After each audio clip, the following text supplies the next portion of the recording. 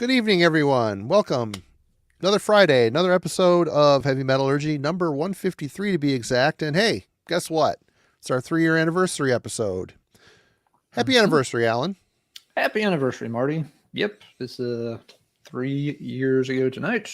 We did our first live stream, and we've done one pretty much every week since. I think we've only missed one Friday. Yeah, we have not missed much at all. So it has rolled along quite well, and a big part of that is due to all the cool people that show up in the chat and make it a lot of fun. So happy anniversary to all of you too. Thanks to the longtime viewers who are still hanging around with us, and hello to anyone who's checking us out for one of the first times. Glad you stumbled into the show, and we hope you enjoy it. Absolutely. And this week we're bringing back our very first guest that we had on our stream. Yep. Oh, do you want to mention something else first? Yep. Yes, one thing I'll mention before we bring Aaron out, because you won't want to hear that. For just a little thank you to somebody for our 3-year anniversary. I have a stack of CDs. It's like 10 or 11. I'm going to put these all in one box and send them to somebody absolutely free of charge. A little VCLT gift. All you have to do, if you would like a big stack of random CDs to show up at your door, is leave a comment on this live stream. Not in the live chat. I can't really keep track of those, but after the stream is over, just leave a comment, say, whatever you want to about the stream.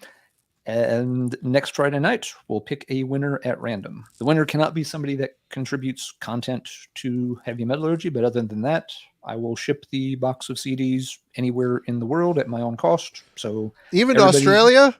Even to Australia, yes. More great metal can end up in Australia, thanks to me.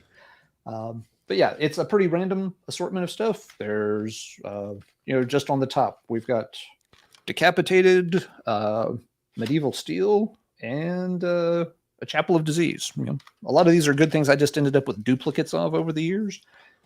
So yeah, if you would like a VCLT win, just leave a comment on this video. You've got until next Friday. So we'll pick a winner on Friday, April 12th, 2024. You've got basically until close to showtime next week to just leave a simple comment, and we'll pick a winner. So good luck to everybody who wants some free metal. Maybe a little bit of non-metal too, just saying. Right. All right. I've done my thing. Okay, well, our first guest that we had on the stream was this gentleman here. You see him on this channel a lot. There might be some Terrence Trent D'Arby in there, Jeff. You never know. I could get kind of crazy. It's free. You can't complain about the price.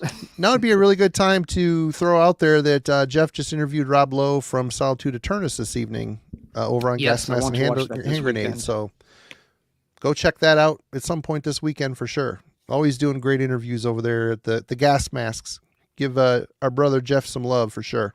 Yeah, he had a good one with Mark Zonder recently. I'm still trying to get through the last part of it, and definitely want to watch the Rob Lowe one. That was a great guest to line up. Should be really interesting, I'm sure.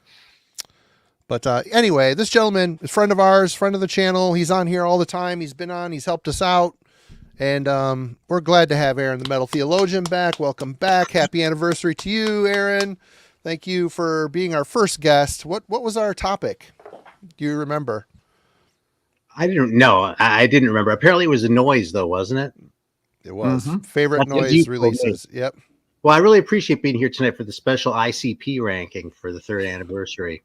As an honorary president of the Juggalo Club, we felt we kind of had to have you just to get a little bit of street cred. But yeah, it's great. He's back, and what are we doing tonight? Tonight we are talking about great albums, really good albums we like a lot, but they get completely overshadowed by something else in the band's catalog. So I guess in a way we're doing like the second place albums for different bands. Some of these will be ones that are notoriously always coming in second, that just public opinion says this is the album. Oh yeah, this other one's nice too. Some of them may be a little more obscure picks, or just personal ones that we feel like should be considered better, and they just live in the shadow of another album. And yeah, it was Aaron actually on one of his recent episodes over on Metal Theologian that made me think of this when you were talking about a band. I'm not going to say who it is because you might want to show them tonight. I'm not sure. But I was just like, yeah, he's right. That is a really good album. And nobody talks about it because all they talk about is the other album that came right before it. I don't know who that was actually at this point, so I'm really curious. I mean, go ahead and save it because it might be in my stack here too. But if not, bring it up at the end, okay? Okay, I will bring it up at the end in case you did not pull it. But yes, it was definitely kind of the trigger that got me going on this topic. So I think it'll be a fun one for folks to mull over. We'll show some examples, and I'll be interested to see what the chat comes up with as their examples of this also. Absolutely. Hey, before we get started though, before we sort of get into this too, I figure it's sort of a little bit of a third anniversary tribute here. I sort of want to give some sort of impressions from, the early days of Metallurgy and that sort of thing, already sort of my first exposure to both of you actually before even before Heavy Metallurgy even started. And so first of all, Marty's channel I saw first because Marty Worm was around, prior to that.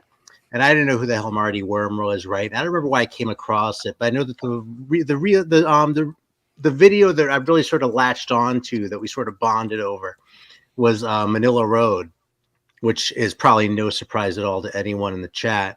But then when I heard Marty talking about his shit and doing his thing, and clearly knows his thing, but then like the whole subject of Maniacs came up. And I was like, holy shit, man, I used to get Metal Maniacs. I can't believe that like this fucking guy, this shit I used to read in the magazine that I'm like interacting with him now, Oh my God. So that was sort of like one of those moments, And then a little bit later when Alan came around and started making some videos before the Let's Talk Metal name, I haven't seen your last name on there in a while, so I keep it to myself.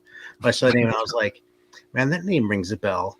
Shit, man. I remember that guy from the forums. I'll bet he's going to show some good shit because he isn't going to be one of these guys showing Dokken records. If he was deep involved in the forums that I used to hang out on more, he's going to have some good shit. And sure enough,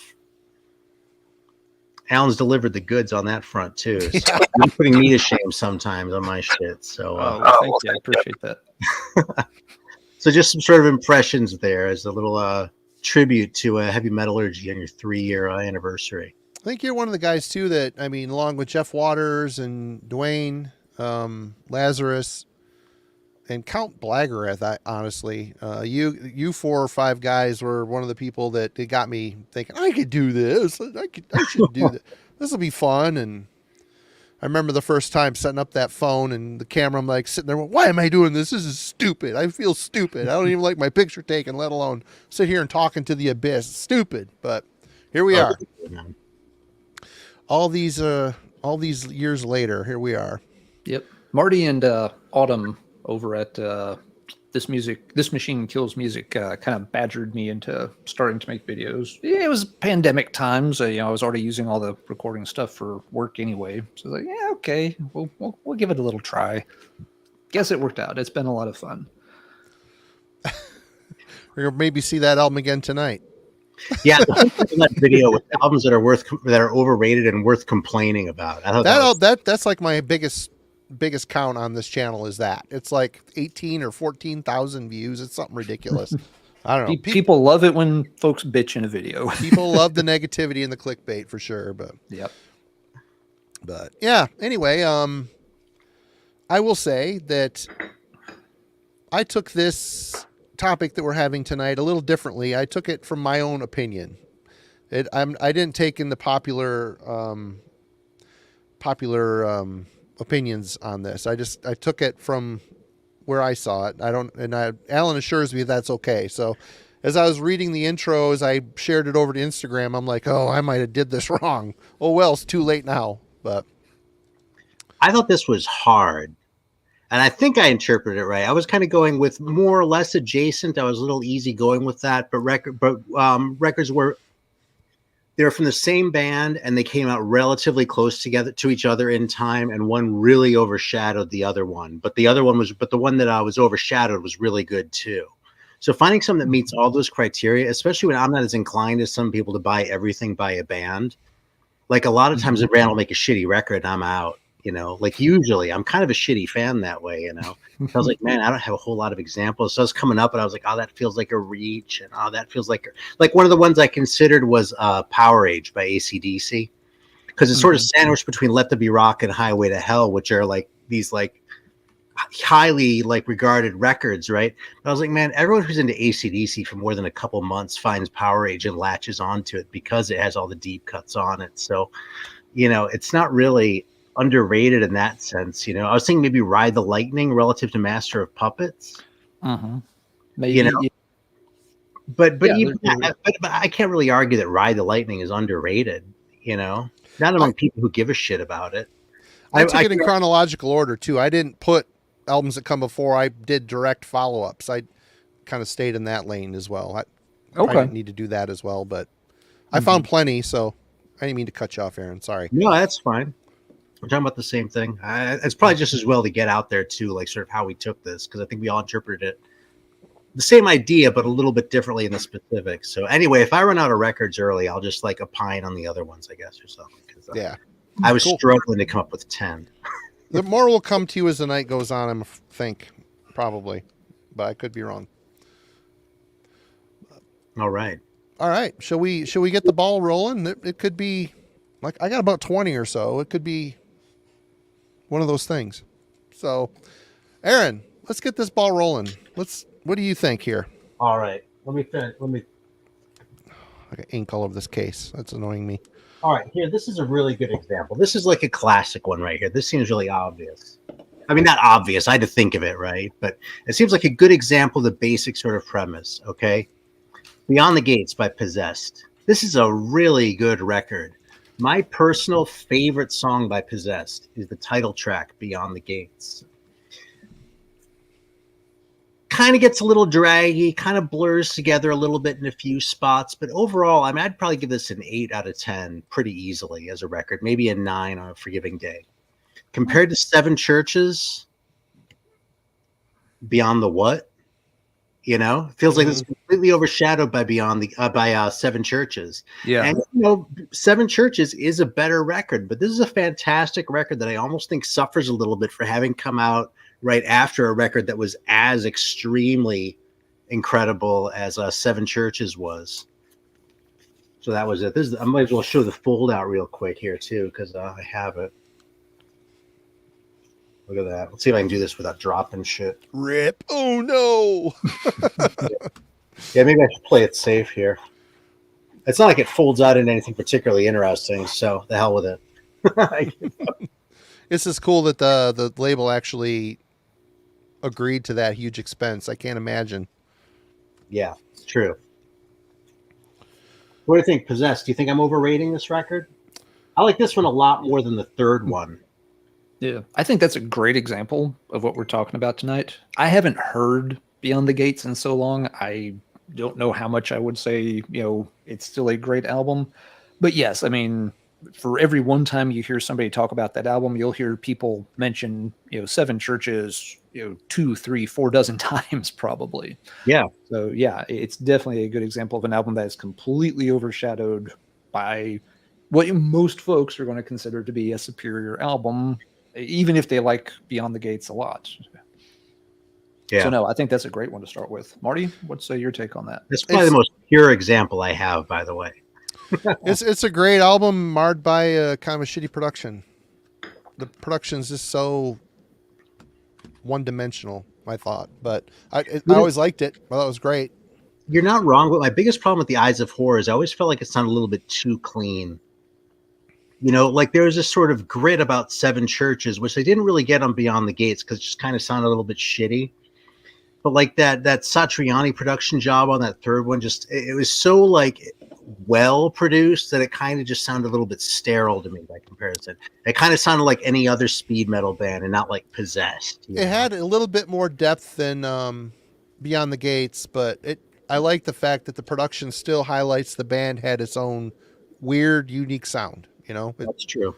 They just, you know, Becerra's vocals are always really strange and sick, really cool. I don't know. It's a great example, though. Great poll, for sure. Mm-hmm. All right. Alan, what's your first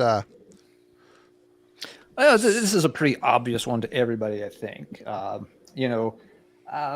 The album that's really great, love it to death. The second Danger album, and it would be a household name if not for the first Danger album, which completely overshadows.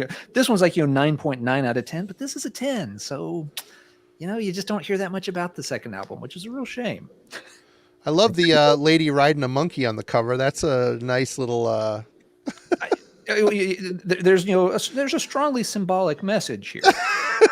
Eating a banana. Blonde. Eating a banana. Yeah. Monkeys prefer blondes. We know this going back to King Kong. Mm-hmm. But sorry, couldn't resist that one. No, actually, the first one on my stack is one that Aaron already alluded to. So let's dig into that one a little bit more. Yeah, I think Powerage is actually a pretty good example of this because it's that ACDC album that a lot of people tend to forget about unless they do, like Aaron said, get really into ACDC. People are all about Highway to Hell. People are all about Dirty Deeds Done Dirt Cheap. Basically all of the other Bon Scott albums around this era. And you'll talk to some fans and be like, oh yeah, I never have heard Powerage.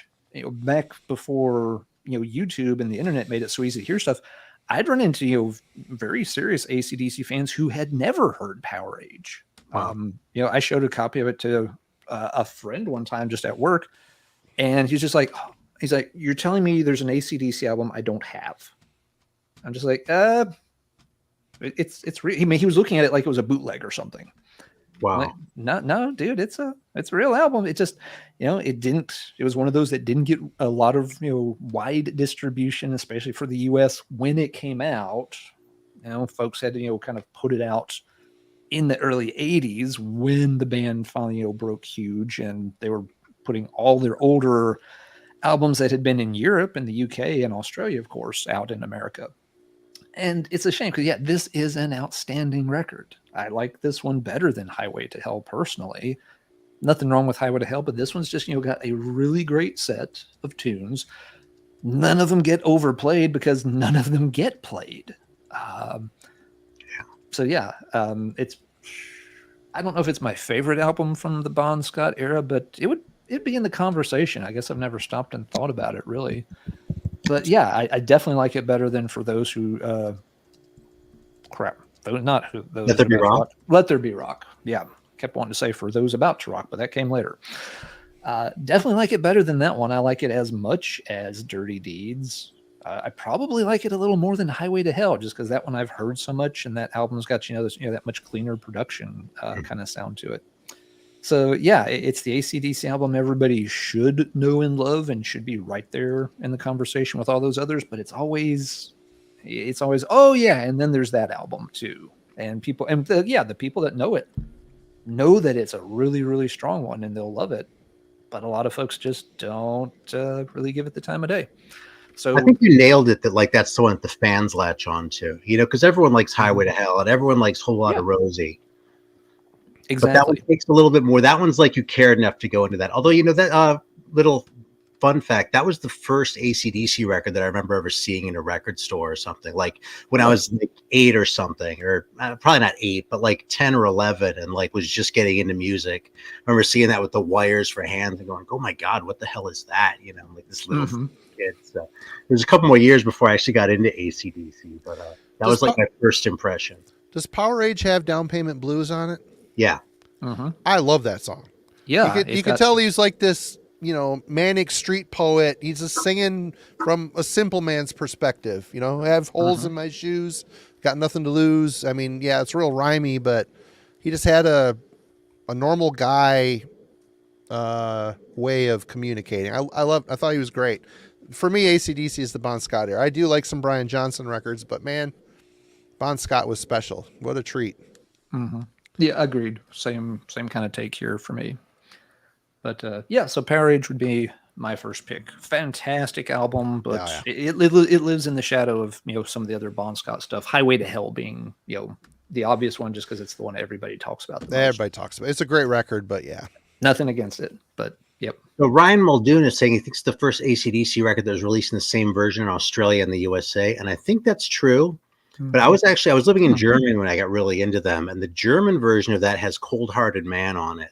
And to this day, like, it belongs there. It's a different track order. I actually bought a German copy of it so that I can hear it like in that order and with Cold Hearted Man. So I guess that was a single in Australia. I think it came with that box set or something. But yeah, there is a different version of it, but I think it's maybe the British version that has at least a different mix to it. I don't know if any of the songs are different. I haven't dug it out in forever. Somebody sent it to me years ago. Like, oh, you like this album a lot. I think this take on it's better, and played it. So I was like, that might be the better version, but it was like only for some reason, the UK got like a different mix of the album or something. I'm fuzzy on the details. Maybe somebody in the chat will know what I'm babbling about and can get it straight for me. But yeah, there is a different version of Powerage that sounds really, really good. You just have to dig around to find it. It's been put out on CD, so it is out there and available now. Right on. All right, Marty, what is your first contestant for the evening? All right. Well, first of all, you gotta show this record as an absolute monument of amazing heavy metal from the Metal Blade era, and what directly followed it was this one. And again, I hear a lot of people saying how much they enjoy this record, and it has taken me many years to agree with them. Yes, it's a good record. I do like it, but in my opinion, I think most of the Fates Warning is lost in the shadow of this monster right here. I know they changed. They got a lot more proggy. They kind of went more introspective and emotional, which is fine, but it's hard to say no to an album that brings me to tears at least 3 times on 3 different songs. Amazing, amazing, amazing. And then you change it up with a new singer, trying to sound like the guy you've replaced. I know why they chose him, because I figured he could probably handle the John Arch stuff live. But yeah, one of my first picks for this was this one right here. Both of them good albums in their own right. And if it wasn't for this one might have stood just a little bit taller, but that's just my... And Devin, you're wrong. It's okay. It's all right. Not everybody can be right all the time. Me too. But in this case, Devin's right about lots of stuff. So you're wrong. Okay, you're right about a lot of stuff, but this case, nah, not even close. You're wrong. Anyway, so yeah, Fates Warning, my first pick. Yeah. I think all of Fates Warning lives in the shadow of the cover of the first record. In the cover, yes. Yeah. You don't get away from that artwork very easily. But, and which cover do I mean? Either one. All 3, yeah. Doesn't matter. The Moon is the worst one. The Moon release is the worst. Yeah, totally. Yeah, it's the best, but yes, it's also the least interesting. Right. Yeah, but no, that's an interesting pick, Marty. Yeah, I mean, a Guardian, gets tons and tons of love. I thought about picking that one and maybe pairing it with Spectre Within, because there's another very good album. That one came before it, and you don't hear Spectre get brought up as much as Awaken the Guardian. Spectre's probably the one that I reach for the most, but that's one of those bands I've never fully assimilated. And I actually thought about grabbing No Exit, but I only would have been doing it to piss Marty off. I mean, I own it. I used to have it on tape, and I've upgraded to CD over the years, so it's worth it enough to own it. I don't own only a fraction of the Alder era moving forward. Just a couple CDs, and that's it. But yeah, the first. It's just not my It's not my wheelhouse. The first 3 are my wheelhouse, 100%. Yeah. I like both eras a lot. No Exit is one of the few Fates Warning albums that is never really connected for me. I revisit it once in a great while, but yeah, that one, that first Alder album, I like a lot of them that came after, but can't quite wrap my brain around that one for some reason. And here comes this guy in here with his. If Jeff was here, if we started shitting on the Alder record, you just say Alder 3 times, and Jeff appears in the chat. It's amazing. And of course, he and Devin and this are both wrong, which is, again, it's fine, but it's okay with Darren and Devin and Jeff. They're just there's some parallels there. Yeah. Oh, there it is. Yep. Waiting for my opportunity. I knew it would come. All right, Aaron, you're back. All right. So the next one I pulled is another one that's probably kind of obvious, but it's a really good record, man. That's the only Grim Reaper I own. I need to get. Every time I see "See You in Hell" in the store, it's way too overpriced. Yeah. And it's this is always the one, ready. Aaron, that you mentioned in a video. Oh, okay. So yeah, I figured you'd have it on the stack. Right. Yeah, well, I'm about nothing if not consistency. That's kind of a joke. Yeah, there's an RCA press, much to my shame. It's not a ebony. I have an ebony of the first one, but this is a really good record, man. Mm-hmm. It's not "See You in Hell," but it's a really good record. If they'd never made "See You in Hell," they would have nothing to be ashamed of with this record. Even the cover lives up to that's pretty awesome, It's pretty cool. Especially that fucking demon guy right on the front there. Looking kind of hapless. Yep. So awesome. But yeah, I mean, this isn't as memorable to me as a lot of the first one, but I don't know if that's just because I've played it less. It might be completely on me that this one isn't as memorable to me as "See You in Hell." It's definitely not really a lot by way of progression. In fact, it's a little bit of a step backwards because they sort of redid.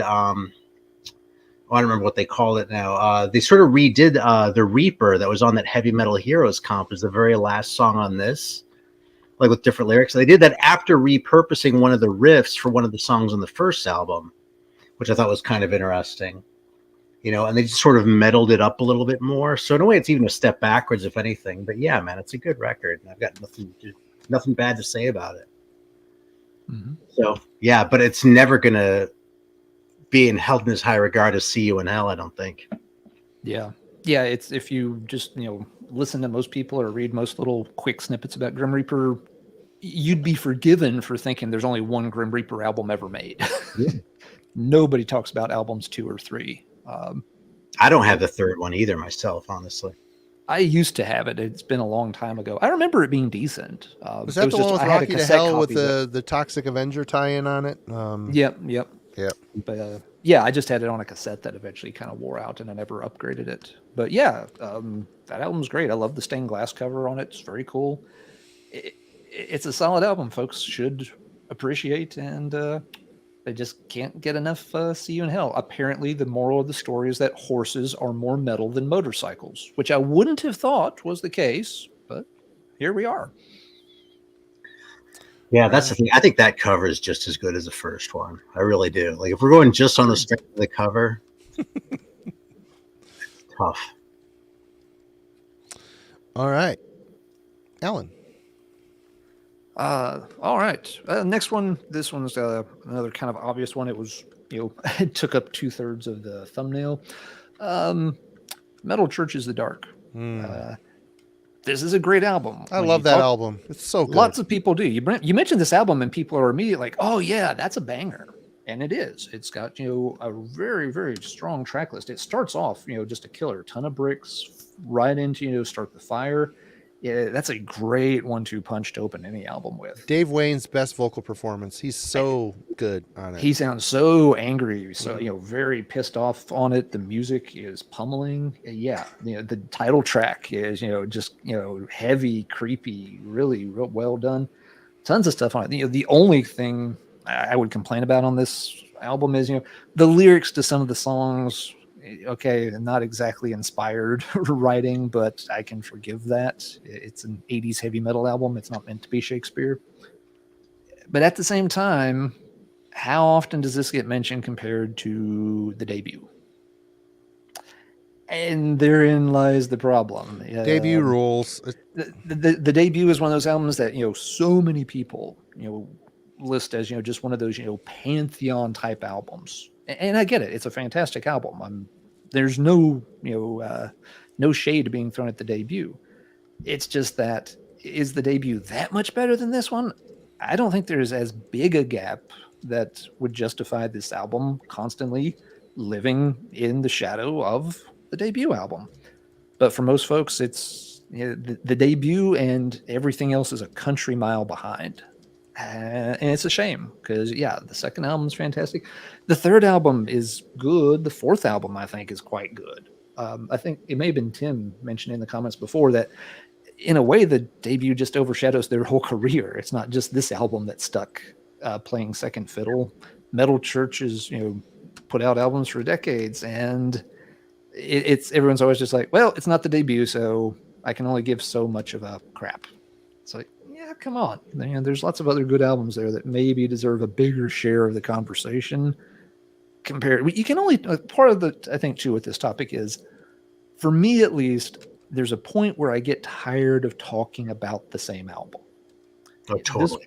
This was a problem that we would run into on those forums back in the day, Aaron, that people would just keep bringing up the same album every few months and have the same conversation. And, after 2 or 3 times, it's just like, why are we doing this? There was a running joke on the Lapland Metal forum that about every 3 months, somebody would bring up Fate's Warning, Awaken the Guardian. And me and one of the other guys there named Aaron, we would just start posting each other's opinion. I would type out what he thinks about the album, and he would type out what I think about the album, and we would just be done with it because we knew exactly what each other were going to say because we'd already said it several times. And so for the long-time people, it kind of became this thing of, can we talk about some of the other albums? Maybe some other bands? And again, The Dark's a good example of this. People will talk about the debut ad nauseum, and they don't spend as much time discussing the other cool albums in the Metal Church catalog. So, yeah, for me, this is a really textbook example of what we're talking about here tonight. This is a fantastic album. If you don't know this album, you owe it to yourself to check it out if you're a Metal Church fan. If you know the debut, but I think for a lot of folks, they know the debut and not much else, go play this one. You will like it. I can almost guarantee it. Sometimes you just got to move past that one big album and check out the others. Did you always like the first one? I was not blown away by the first one the first times I heard it. It's one that I warmed up to over several listens. I've heard it, and it's good, but I think it had been overhyped for me a little bit. I was expecting it to be the second coming, and I heard it just like, oh, well, that's a good album, but it didn't immediately change my life or anything. But in the early days of eBay, to a certain degree, like in the record shops in the 90s, but also like in the early days of eBay, when you can just get all this shit cheap. I would literally go on there and just like start snapping up shit, like everything I remembered, like all the records I remembered passing on, like previously. They're like, oh yeah, I forgot about them. Let me see. Oh yeah, I'll grab that. And that was sort of one of those. And I liked it, but it was like in your case too, I think it took me a while to sort of warm up to it. And then I got to a point where I really fell in love with it.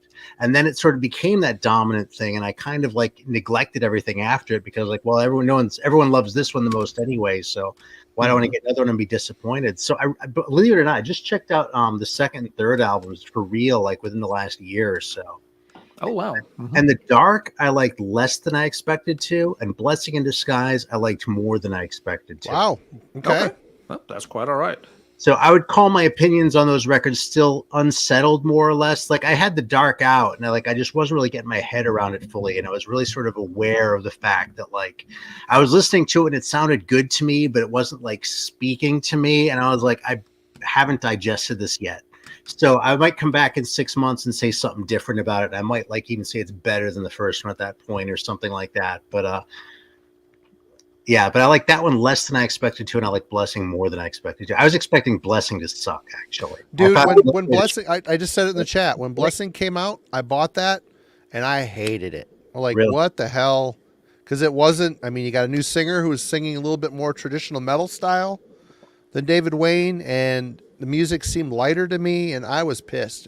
I loved those first two so much. But, like I just said, time and maturity, going back, it's a really good album. Kirk Vanderhoof is a riff merchant. He's so good. Yeah. For some reason, the band was kind of tied to Death Angel in my head as far as their trajectory over the first 3 albums. And I don't even think it's the trajectory of the first 3 albums as much as they both had a third record that everyone seemed to hate. So I gave the third Death Angel record a chance at one point, and I didn't really like it at all. And so I guess I was expecting Blessing in Disguise to hit me the same way. And when it didn't, it like surprised me. And I was like, holy shit, this is actually awesome, Yeah. Yeah, for me, it was funny because Blessing in Disguise, the opening track overshadows the rest of the album. Fake Healer is, just a monster song. I love the opening track on it. And there were good tracks on the rest of the album, but especially back in cassette days, I would just sit there, play the first song, rewind it, play the first song, rewind it, play the first song. I just kept playing Fake Healer over and over. That the rest of the album I never gave nearly as much attention because I love that first track so much. But yeah, there's nothing wrong with Blessings. I even think Human Factor is a very solid album. I like that one. It's late, it still was popular when it came out, but it also was getting in that window where metal was doing other things, other styles were becoming more popular. So I think maybe Human Factor has gotten a little forgotten over time just because of when it came out. I gotta say though, Blessing, Badlands, that was the video, the single they released. Is there a more passionate and emotional chorus? I mean, that the words, the way Mike sings the words over the chorus, it's just so good. It's just someone it's just perfect. mentioned Badlands in the chats. What a song. Anyway, rest in peace, Mike Howe. What a drag. Yep. So yes, Metal Church. That was my kind of textbook example number 2. And now let's see what Marty's got for his number 2. All right. Well, obviously the way I'm doing this, I pulled 2 CDs, the one that I think is the standout and the one that's standing in its shadow directly. That's fine. I should have done that too, and I was lazy and didn't. Oh, that's okay. I just wanted to explain why I was showing 2, but you're making me look bad. No, it's not possible. Anyway, this is the be-all, end-all Overkill album for me. I love this album. This album to this day, as many times as I've spun it, I love it. I worship this record. It's got a bit of a punky vibe to it. It's just, I love how it's not so smushed and compressed. It's just a lively, live-sounding album. And then this album comes out, which in its own right is a great album. In a lot of ways, this was a big breakthrough album for the band. Obviously, they had In Union We Stand video on MTV. What else was? I don't remember what the other release was. But when I got this, I loved it. But there is no denying the fact that there was more of a thrash for the time processed guitar sound. The songs kind of lost a bit of character in favor of a bit more following what the herd was doing. It still sounds like Overkill. Don't get me wrong. I think this album is great.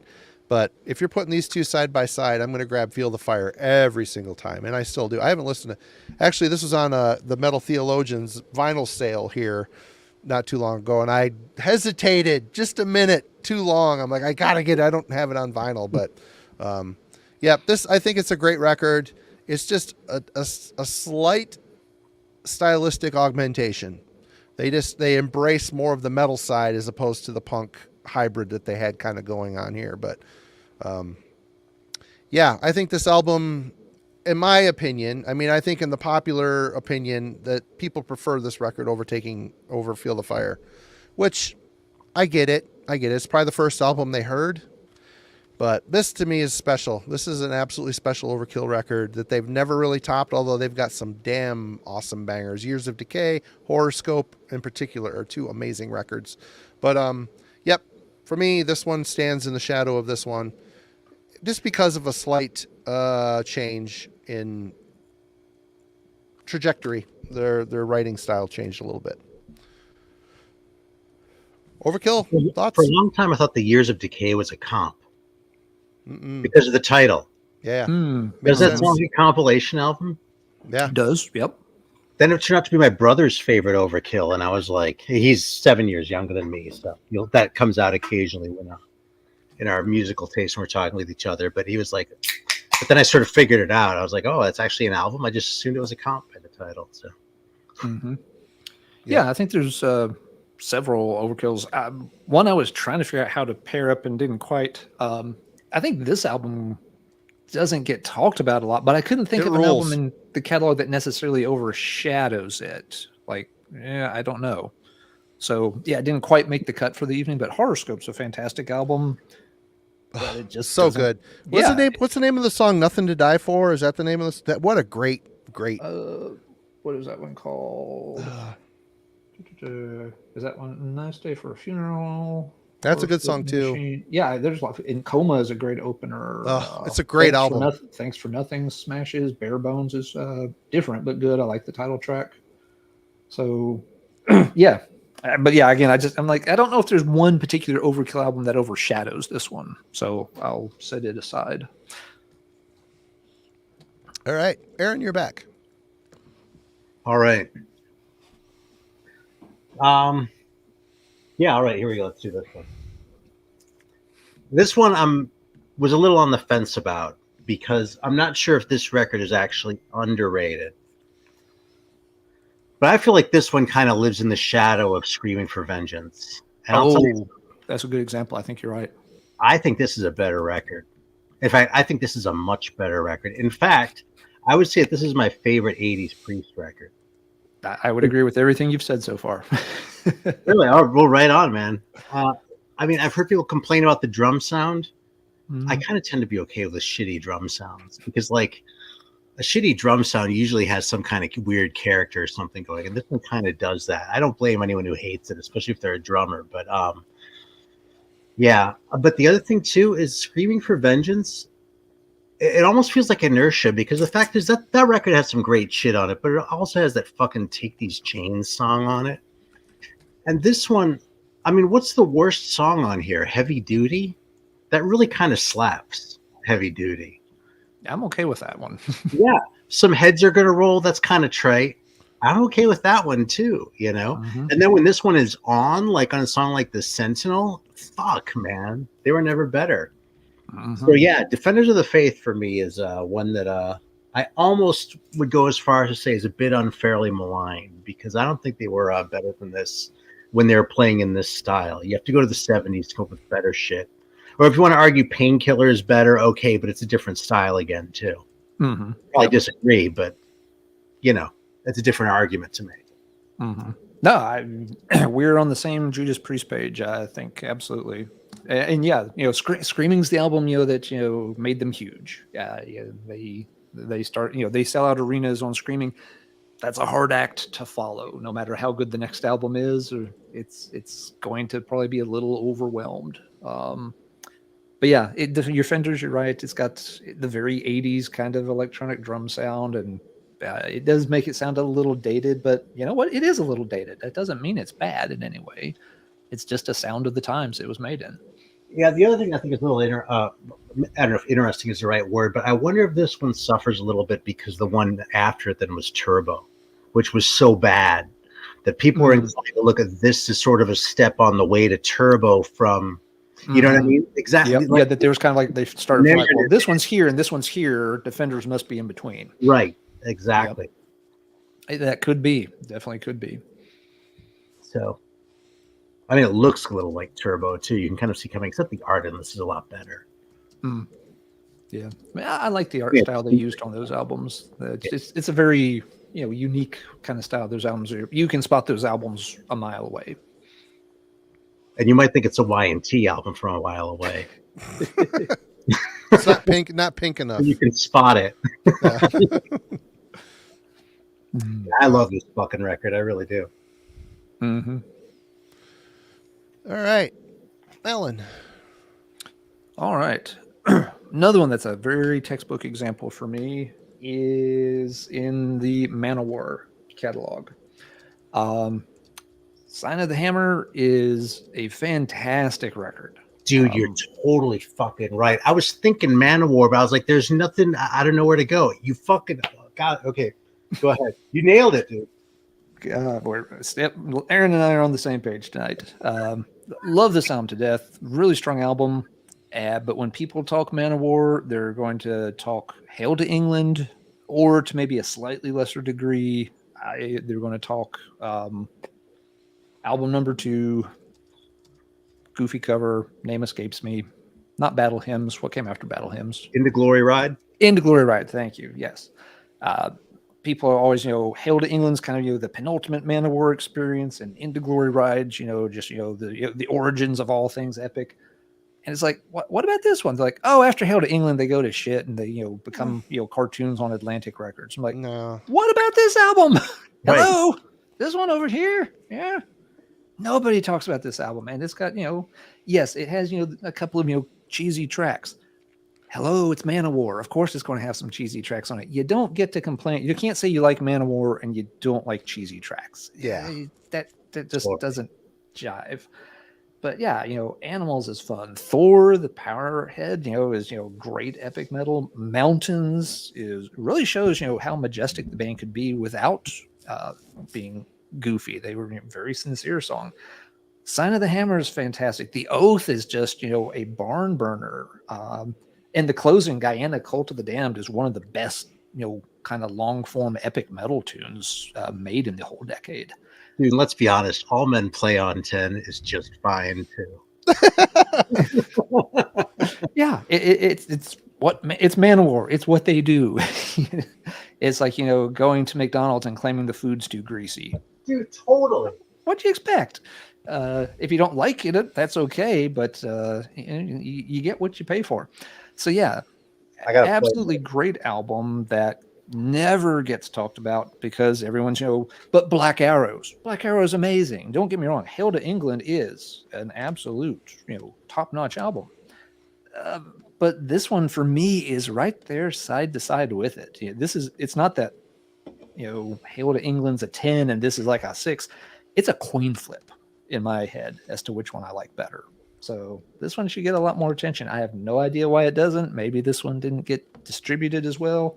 Yes, it's got, the unfortunate, color scheme, logo stuff that got them in some trouble with German distribution and all of that.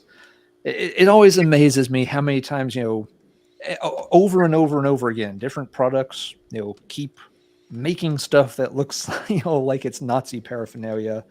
Last week, there's, some soccer team in Europe like, oopsie, New Jerseys have a giant SS on the center of the chest. Yeah. Sorry, we'll go back and redesign them. Just like, how do you miss that?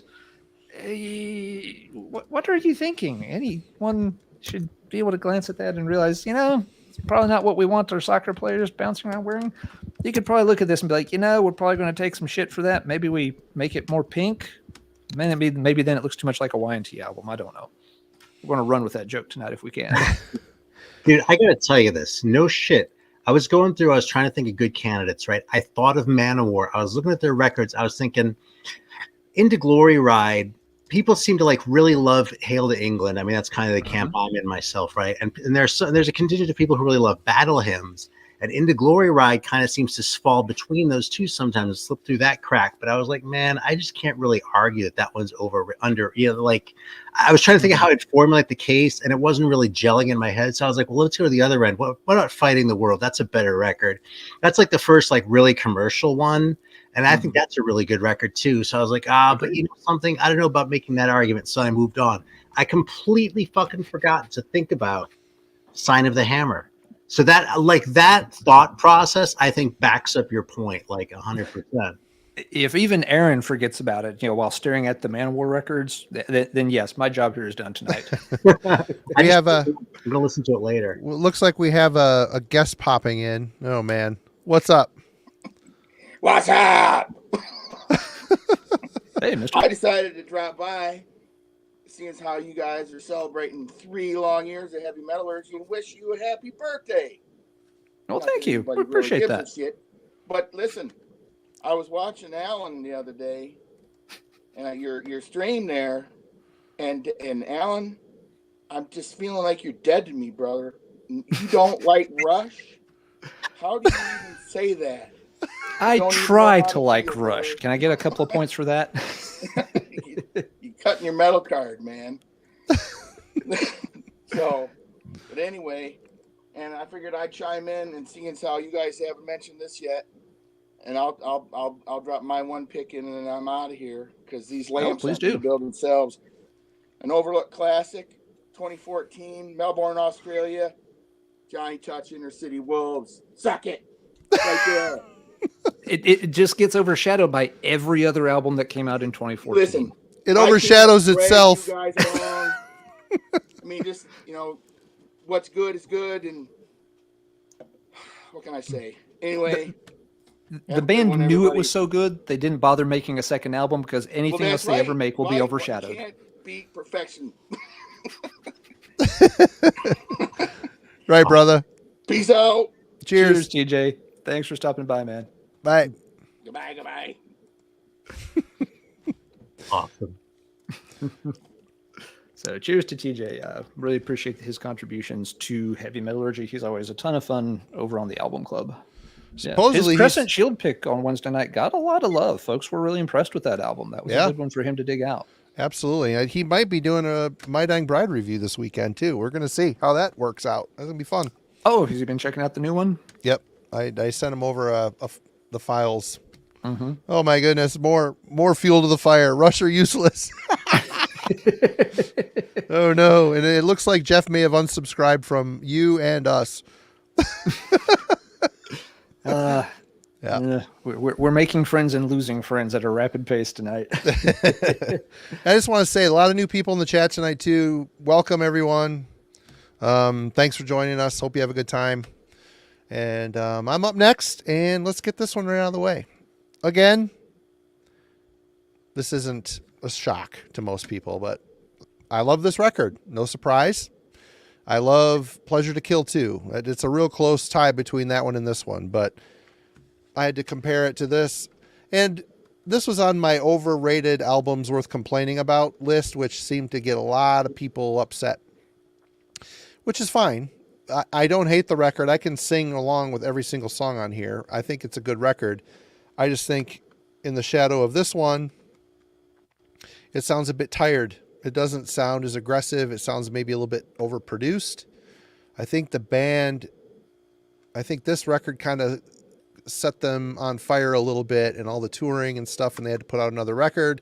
This record just doesn't seem as inspired as this one to me, or as aggressive overall. But I still like the record, even though I've complained about it a lot on this channel over the years. But here we go. Yep, exactly, Devin. I got to get this out. I knew it would get some people upset. God, Simon, Coma Extreme is better than Extreme. Whatever, man. Oh my God, all you people are wrong tonight. Wrong. A chat full of people that are wrong. That's fine. We accept all kinds here. It's fine. It's fine. Yeah, but, between the Coma people and the Rush fans. Right.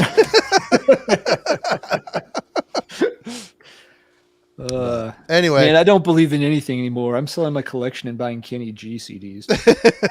Kenny never steers us wrong. Yeah, he's got golden lips. I'm not going to touch that one. All right. When I was like 20 or something, I went through a phase. I sort of went around championing specifically Michael Bolton, but to a lesser degree Kenny G, because people would I'd say that to people and they'd be like, "Oh, what the fuck?" Michael Bolton. I'd be like, "Well, look, great art is supposed to challenge you, as opposed to elicit emotion. So that emotion that my just mentioning his name elicited, that shows that Michael Bolton is a great artist." Right. That's one way to look at it. And really, again, everybody, they seem to be, I'm not saying Creator sucks. It just sounds like a band that is kind of succumbing to the machine that they're in. I mean, they're putting out records quickly. They're trying to capitalize on a bit of a buzz. They're feeding the machine. And I think it's kind of, in some cases, at the cost of the quality of the songs. Although there's still some great stuff on here. I still like the record, but bitching about it gets people upset. So that's why I do it. Anyway, Aaron. I'll stand up for Enemy of God any day of the week, by the way. That's my sort of sleeper favorite. Right. That's a good one. A lot of folks like Enemy of God. Yep. All right. Well, here we go. I was kind of hoping to come with a couple of curveballs, but I was having just as much trouble with the curveballs as I was with anything else. But this is kind of a personal one, actually. I thought you might pick this. That's a good sandwich between Deep Purple and Rock and Machine Head. This fucking thing's doomed. But I swear, side 2 of this record might be the best album side that Deep Purple ever did. Between The Mule and Fools and No One Came, Fireball might be the best song. The best classic era Deep Purple song. Just that fucking drum intro is just so insane. And the whole thing is just so intense. Anyone's Daughter is kind of a throwaway.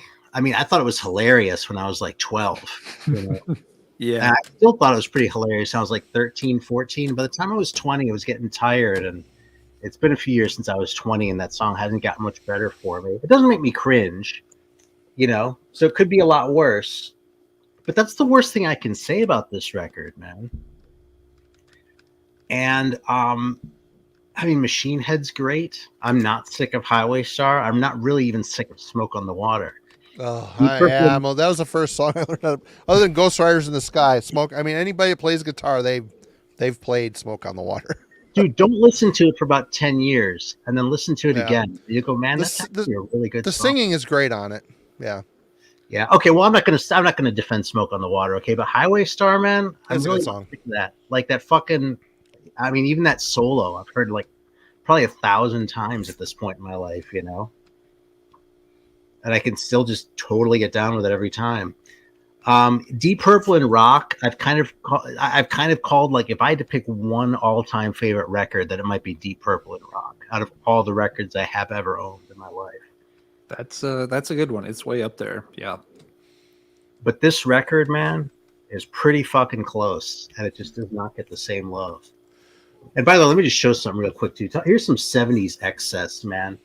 Fucking gatefold cover. And that's the dog shit they put in the middle. They spent all that money on that. Yeah.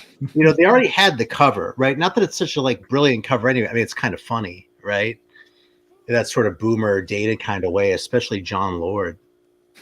Well, actually, Pacey's looking pretty funny too. But dude, Jesus, man, the money they're blowing. God damn. Tonight might be the night that the chat comes to blows with each other over Rush. Finally, we've had a good run, 3 years of peace and harmony, and now they got the nothing but flame wars anymore. Yeah. People wanting to fight each other in the parking lot at Kmart. 21 people on one side and 12 on the other. It's just split down the middle. With the riot, it's going to be Woodstock 24. Right. Yep. Yeah. Now that's a very good pick, Aaron, and you're right. It's sandwiched between two immortal hard rock albums. What chance does it have? And it's got just enough kind of quirkiness with Anyone's Girl. The Mule's kind of slightly different kind of track. The Mule's a weird one too. The Mule's probably the most satanic they ever were. Yeah. So, but yeah, it makes it just odd enough for that. I think it's easy for some people to kind of be like, I don't know about this one. But you're right. I mean, Fireball. Without Fireball, the song, we might not have ever gotten Mercyful Fate or King Diamond. King Diamond's been on record. That was one of the first hard rock albums he ever, got to hear, and latched onto that song. At a real, I think he said he was like 10 or something at the time. He's like, that was the song. That changed everything for me. So there you go. No Fireball. No Don't Break the Oath. No Abigail. No Them. No any of that stuff. There's a parallel universe very close to ours where that happened. Where instead of Fireball, his sister brought home, a copy of the Monkees or something, and Mr. Peterson went on to become a Danish croissant maker or something. And Mercyful Fate never existed. Think about that. That's some scary shit right there. Here's the thing: as shocking as it sounds to think that if there had been no Fireball, there might be no Mercyful Fate. It's really just as shocking to me, if not maybe even a little bit more, to think that if there had been no Fireball, there would have been no Fireball. Fair enough. Even you lose other good tracks there too. Yeah, that's the very highest level of my esteem here goes to Deep Purple. So one of my absolute all-time favorite bands. So. Right. And Mercyful Fate is too, but when you put them against Deep Purple, it's Clash of the Titans. It's. I was gonna say everybody's gonna lose, but really everyone's gonna win because they're both such great bands. All right, so thanking someone in the chat, and Alan, you're up. All right, this album has come up once or twice. Both Marty and I have pointed this one out from time to time as being a really good album that doesn't get talked about a lot. And it's because it lives in the shadow of another album. The one I'm talking about is Candlemass's Tales of Creation. Great album, man. It really is. Fantastic album. It's classic Candlemass. It's everything you want from the Messiah era of Candlemass. And some speed on that record too, not like blazing speed, but they break it up. Oh, they open it up on that instrumental in the middle into the Unfathomed Tower. They completely let it rip there, and it's fantastic. Love that. But, Messiah era Candlemass will always be defined by not Ancient Dreams, by, a Nightfall. Which is amazing. Absolutely amazing. Yeah. Which, it's, it is a glorious album. It has some of their best ever material on it. It's also an album that's got too many short instrumental interludes on it. Everybody seems to forget that. It's a pretty short album. I think there's only, 6 full songs on that one. Ancient Dreams is really good. It's a little heavier, maybe a little darker. This is right there with those. All 3 of those albums are so good. But everyone gravitates back to, Messiah's debut with the band, and Ancient Dreams gets a little less attention. And Tales of Creation gets a lot less attention. Yeah. And it shouldn't. There's a really good remake of Under the Oak on here. So they took one of their early songs, redid it with Messiah, and it sounds fantastic this way. It's a good concept album. It's easy to forget, but this one technically it is a story album. It's basically their version of Genesis, or what happens before Genesis or something. There's absolutely no reason this album should be demoted, multiple steps down the ladder, compared to its predecessors. But it just does not get the attention. It's one of those things where people often in heavy metal, we're bad to sometimes always say the first one's the best and everything that comes after it, is a step down. And this being album number 4, for some people, I get the sense, it's just too late. You can't be that good, or that cool, that cult, when it's your 4th album. It's prime Candlemass. There's absolutely no reason to not have that in the same conversation as the others. All right. No argument there. Great album for sure. Okay. Well, Alan mentioned Mercyful Fate, so I'll just get this out of the way. Obviously, this is a landmark, be-all, end-all album for sure. And just about anything that comes out in its wake, even before this album. I love Melissa, but this is kind of a band on fire at their apex. Well, this album comes out, labeled, of course, as the reunion of the band by everybody except for Kim Ruz, the original drummer for Mercyful Fate. This is a really good record. I really liked it. I was not disappointed when this came out. Shadows is great. Gruesome Time are my 2 favorite songs on here.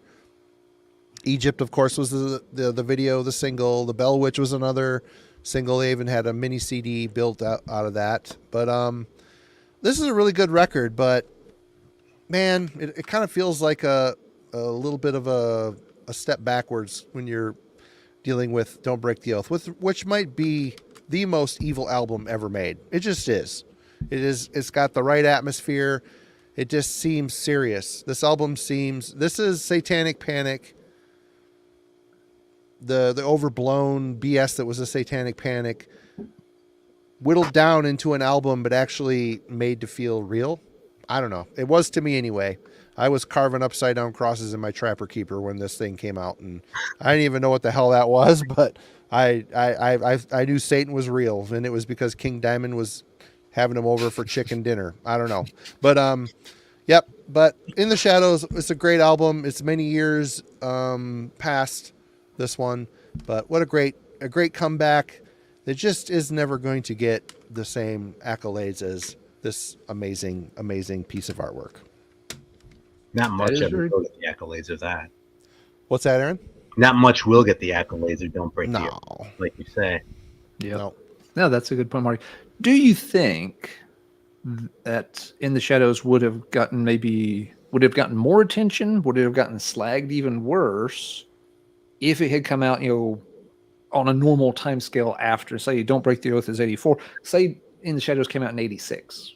What would the reaction have been to that album? I don't know. Or imagine this being Melissa, or coming out. Imagine this album coming out in place of this one.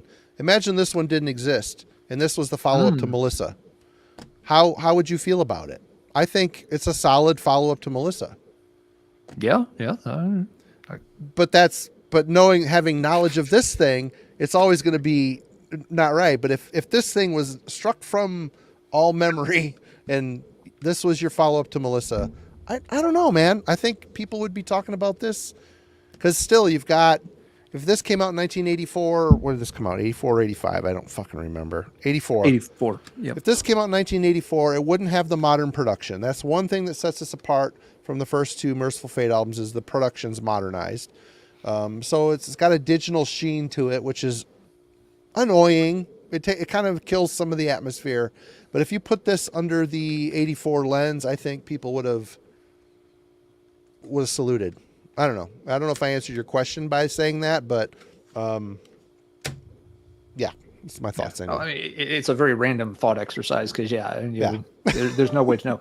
I mean, In the Shadows, I mean, it had a pretty good reception when it came out. People were very excited for Mercyful Fate to come back, and it garnered very positive press. Folks were like, "Whoa, okay, this is good." I mean, there were certainly people worried that, oh man, what the hell are they going to sound like after this many years away? Is it gonna suck? No, it didn't at all. Yep. All right. Great album. Absolutely. Aaron.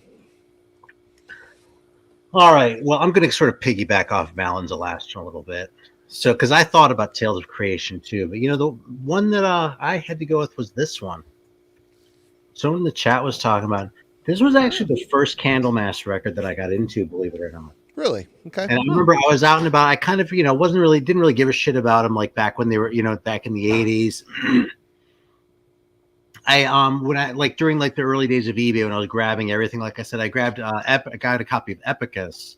I was like, yeah, that's pretty cool, but I have the first record, so I'm set, right? I sort of forgot about it.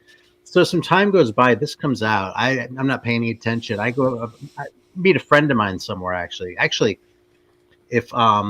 If y'all remember a channel called Doom Paul or Lord Doom Paul, I don't remember which his thing was, but he had a YouTube channel for a while too. He hasn't uploaded in a few years.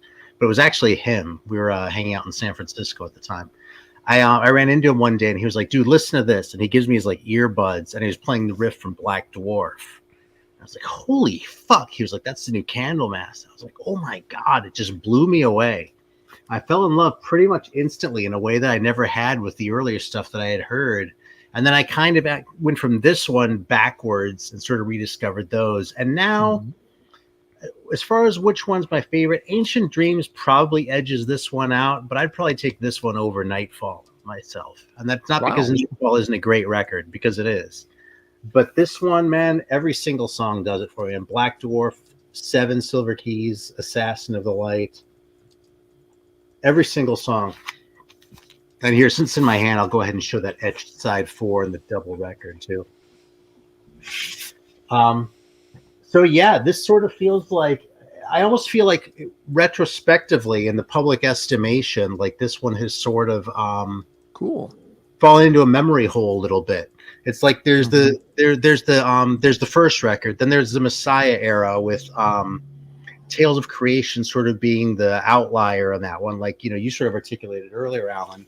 And then there's the Rob Lowe era, and the stuff between sort of just sort of gets skipped over a little bit. And maybe that's just my perception. I'm not looking to impugn anyone here. No, I think you're right. I'd agree. Yeah, but this record I think is an absolute gem. And like I said, still one of my favorite Candlemass records, and one that I think the record that this lives in the shadow of is really also Nightfall, just like what you said before with Tales of Creation.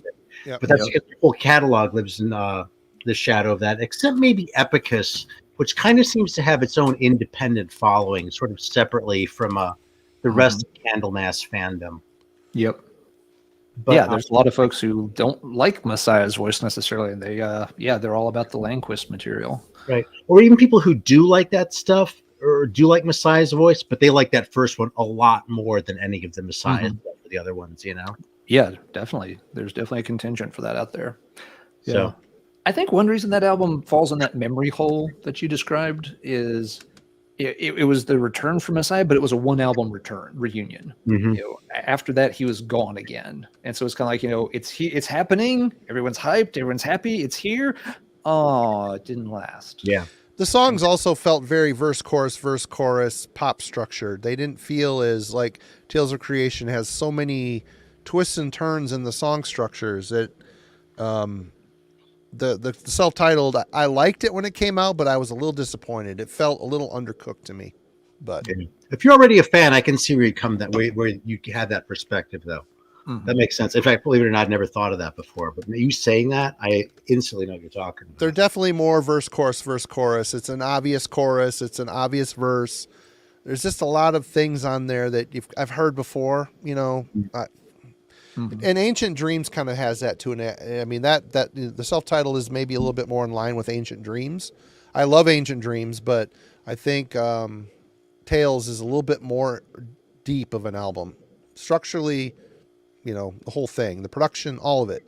But anyway, I get what people love it, and I get it, you know. Yeah. Making it into a concept album, you know, you kind of often have to branch out a little bit more to make that work. But yeah, agreed. And Candlemass has been a little bad to slip into that verse chorus pattern, you know, later in their career. But at the same time, Aaron's, you know, Black Dwarf is a monster of a song. Oh, it's a great song. That album for me, I messed that album up in my own head by overhyping it before it even came out. I was one of those that was just peeing my pants waiting for the new Messiah Candlemass album.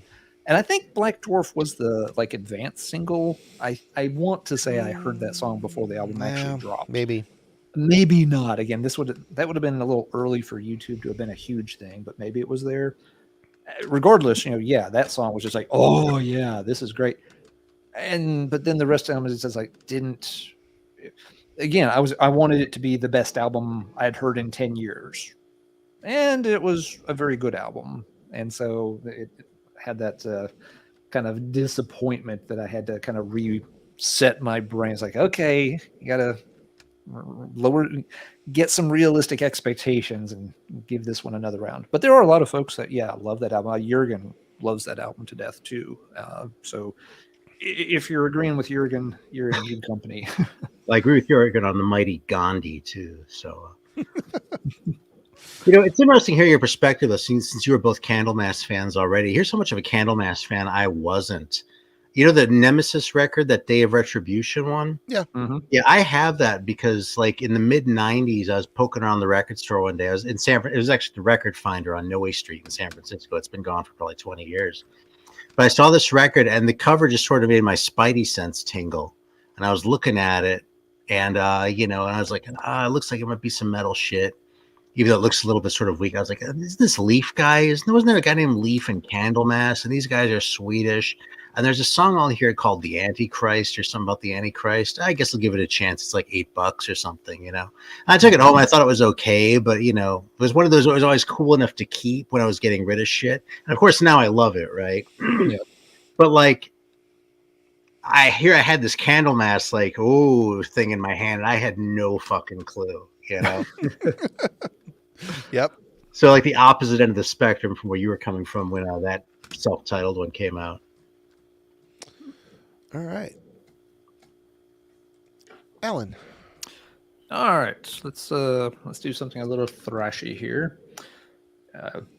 I love this album to death. I know a lot of people do, but it does not get the love of others in the catalog. The one I'm talking about is Razor's Violent Restitution. And most people, when they talk about Razor, they want to talk about Evil Invaders. You know, some of the other early stuff, you know, Executioner song, sure, but Malicious Intent. Malicious Intent, man, that one I hear people a little bit more back and forth on. I've just heard that album for the first time in the past couple of weeks, actually. It was one of those gaps in the Razor catalog I never got to. I don't have it either. But yeah, this one is just a scorcher of an album. Very, very tight, very vicious. I think it's Razor maybe at the height of their prowess, and I like Evil Invaders. That's a damn good album too, but killer video for that song too. Yeah, there's that's maybe just that there's lots of good Razor albums. This is just a personal favorite, and it's like why are people so focused on Evil Invaders that they don't bring up the other ones? I don't know. Is again this one a little just late enough in the catalog to not be underground cool cult anymore. It's still Sheepdog, so I know some folks don't like it, once he's out of the band, but he's still on here. He's got some of his best screams ever. His opening scream, the martial arts, I've never heard anything like that before or since. But it's always, back to Evil Invaders instead. Great album. But this is also a great album. This one should not have to live in the shadow of Evil Invaders. I think this one stands on its own just fine and should be there side by side with Evil Invaders. But it's definitely not.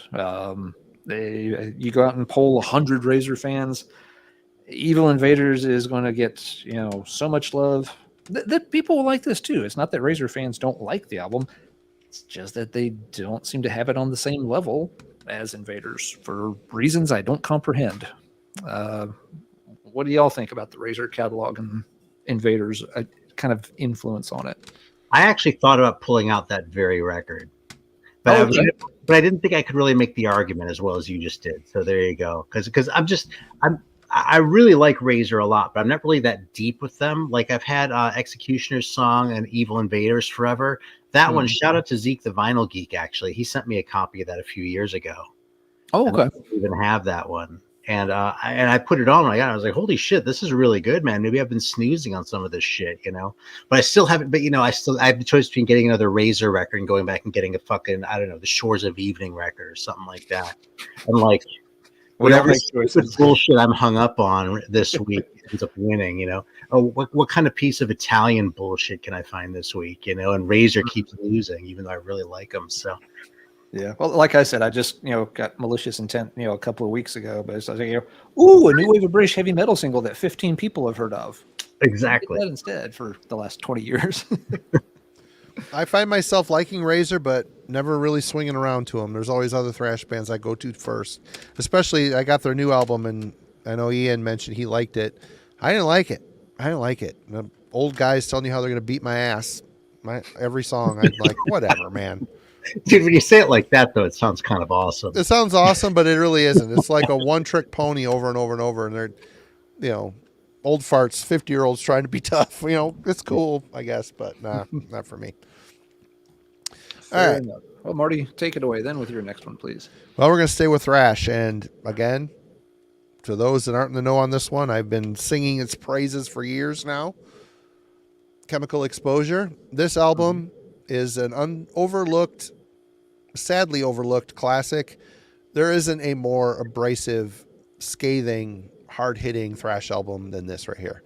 And the lead-off track, Certain Death, I mean, there has never been a better lead-off track in the history of thrash metal, let alone metal in general. What an absolute ass-whooping. It's like, Razor's telling you how they're going to kick their ass. I mean, Sadus sonically kicks your ass with speed, technicality, acoustic production, and the absolute amazing bass work of Steve DiGiorgio on this. It's really hard to come out with such a devastating statement, but they tried really hard with Swallowed in Black, and I do really like this record. I think it's a really great Sadus record. It's just a little bit different. They cleaned up the production a bit. It's still hard-hitting, fast, abrasive. Darren's vocals aren't as lethal, and they're mixed a bit loud in the overall mix. But man, it's a good record. It's just really, any band would struggle to follow up something this absolutely devastating. It's just such a scathing, amazing record. But yep, this is another early pick when this topic came up. Both of these are very worthy of purchase. Swallowed in Black is a great record, but Illusions, Chemical Exposure, wow. I look at the CD and I just want to listen to it. Absolutely great. Aaron, I've never seen you show a Sadus record on your channel. Do you own any Sadus? Yeah, actually, Swallowed in Black was the first one I ever got. I found that I think I paid all of $20 for it at Amoeba San Francisco. Well, I should give these guys a chance because and it was really good, but they were never one of those bands that I got really sort of deep into. I actually have a boot of Illusions because I wanted to have that original cover because it's so awesome. Oh, that's great. Yeah. I had a buddy that had the original pressing of it and wrote the band and got the DTP demo back in the day, which I dubbed the day he got it. But it's so good. It's so good. Death to Posers demo. And that I actually have the follow up to Swallowed in Black too. I'm spacing the name of it right now. But Vision of Misery. Yeah, it's yeah. I mean, I think they're really good. I've never dug as deep with them though. I don't know. I haven't spent the time with them that you have. So what's that? I haven't spent the time with them that you have. So. The Vision of Misery, it's good. The after the first two albums, Sadus is really good. Obviously, as they went, they got a little bit more like Death, the band Death. Hey, thanks, Ian. Appreciate you. Thank you so much, man. You're too kind. Oops, sorry, I turned you off there, Alan. Alan and I both share the trigger on the comments, so sometimes he turns them on at the same time I turn them off. So, oops. Yep. Thank you so much. Appreciate it, Ian. But yep. Anyway, if you're gonna mess with this band, Chemical Exposure is the one. Yeah, this thing is so good, man. So good, razor sharp. It crushes a lot of thrash bands, in my opinion. It's one of those bands that I respect enough that, like, when those reissues were coming out and shit on, wasn't it? You know what I'm talking about? Hammerheart?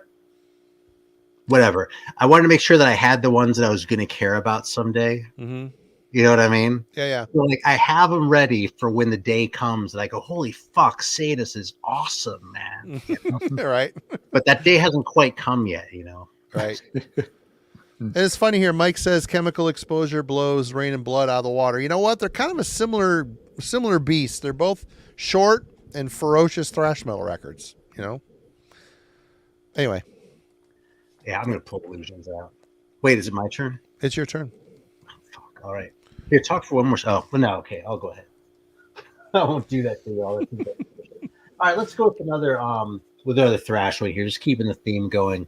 And this is another one where I feel like I'm sort of making a little bit of a weak case here. So check me if you think I'm full of shit. Doesn't mean I want to argue with you, but I like this thing better than Doomsday for the Deceiver. Oh, okay. And I almost feel like Doomsday gets all the extra credit because Jason Newsted's in the band. It was in the band. Mm-hmm. And maybe he got a raw deal with Metallica. And I don't know. I kind of like that record more than I used to.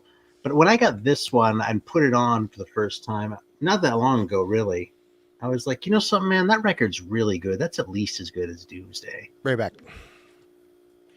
And, yeah, I saw him on this tour, too. So, you know, Saturday Night's All Right for Fighting is kind of a dumb cover. But I don't know. This was like, I was so young when I heard this for the first time that I kind of don't resent that. It's funny. I almost said, if you're going to pick an Elton John song to cover, that's probably the best you could do. But that is such, like, talk about damning with faint praise, right? Well, if you're going to pick an Elton John song to cover, you know, I would go as far as to say I think that's kind of a good choice for a cover song, actually, because it's interesting. They kind of make it their own. At this point in my life, being so sort of, you know, having spent, you know, 35 more years than I had at the time listening to records, you know, I'm a little harder to impress with the choice of a cover. But at the time, it was like, oh, that seems really clever and like way to dig deep and shit to find something cool, you know, and make it your own. So, yeah. Yeah, I saw them. They were on this tour. I saw them with Sanctuary, Testament, and Megadeth. So, and that was sort of my first impression of Flotsam and Jetsam, other than the Metallica connection, obviously. So, yeah, band, I've been kind of slow coming to it all, but I was surprised because of how sort of lukewarmly I responded to Doomsday. When I finally broke down and bought this one more recently, I was surprised by how much I liked it. So, there we go. Yeah. No, I think that is a good pick. I haven't heard that album for a short eternity, so I'm not going to comment on it in any detail, but I remember it being, you know, yeah, very solid and not a step down from Doomsday. I gotta say, but I think you're right. Doomsday gets, you know, the love because of, you know, Newsted, who was great, you know, on the album and writing the album, but they you know, moved on and put out another good album without him. But yeah, people do forget about that. I think sometimes people forget about that album completely because when folks start crapping on Flotsam and Jetsam, it's the albums after that. Oh, they got real boring. They got real boring, man. They start taking exception with, like, you know, Calm Before the Storm and Quattro and that stuff. It's like, but there's another one in there that, like you just said, Aaron, it doesn't really get looked at. And if you're going to cover Elton John, they actually did a pretty good job covering Saturday Night's All Right. It's not a bad cover at all. It's got the 15-year-old me was really impressed with that. Yeah. cover. Wait a second. Hold on, Marty. The man who famously hates the very concept of cover songs. Yeah, well, I've done a cover. This is the one you're going to plant your flag on as being okay. It's all right. It's okay. It's an okay cover. If you're going to do a cover, it's not Eleanor Rigby that Realm did on Endless War. It's not. Well, yeah, that's how low you want to set the bar. Yeah, it's not Highway Star that Metal Church did on the debut. It's which I like as well. So I do like some covers. I just don't like I don't like bad covers. I should. So you're all right for fighting for It's All Right for Fighting. I am totally all right for fighting on that. If it's going to be Elton John, they did a good job. That's all I'm saying. I'm not saying it's fucking great. I'm just saying Friday night's all right for fighting about covers to Marty. Right. You stepped away from it when I say it, but I think that's a pretty good choice, really. Like if you're going to pick an Elton John song, that just sounds like you're setting the bar so low that it's like you'd trip over it, But I think you could do way worse. I mean, in a way, I think that like a really well chosen cover song will be something like that where you go, holy fuck, they picked an Elton John song and they like made it their own and like really did something good with it. That's kind of what I think it should be. Like Metal Church doing Highway Star, they do a fine job with it, but I don't have a lot of respect for that because it's such an obvious choice if you're going to do a cover song. You know what I mean? If you're Metal Church, you're going to do a song like that's an old one and sort of update it with your sort of new speedy style, right? And then Highway Star is about as obvious a Purple song as you could pick, I mean, I don't want to shit on them. It's fine. And I just said before, I'm really not sick of the song. I do not turn that song off when I'm listening to that first Metal Church. But as a choice of cover, whatever, it's kind of throwaway. Saturday Night's All Right for Fighting, that's pretty good, man. Yeah. And there's been a couple comments in here too about Megadeth, ruining God Save the Queen, Anarchy in the UK. And Anthrax did God Save the Queen. American thrash bands should not be touching Sex Pistol songs about England. They don't know what the hell they're talking about. It's stupid. Both covers are stupid. I mean, here we go. See, now you got me back on the. I maintain that those cover selections. I hate that cover too. I hate that. I hate everything about it. God. I mean, if you look at those choices of covers, that it supports my contention that musicians have terrible taste. And Metallica stands apart because they actually have good taste in writing. And they're a great cover band. Yeah, but like when the first Garage EP came out, I went out and like sought out all the originals. I want to know what they were. When the second one came out, I wasn't really paying attention to Metallica then, but I picked up a copy of Garage Incorporated and read the back to say, okay, now I've been listening to music for 20 more years since the original one. I wonder like where we've still converged with shit. And like lots of the stuff, I was like, yeah, that's a good choice. That's a good choice. That's a good choice.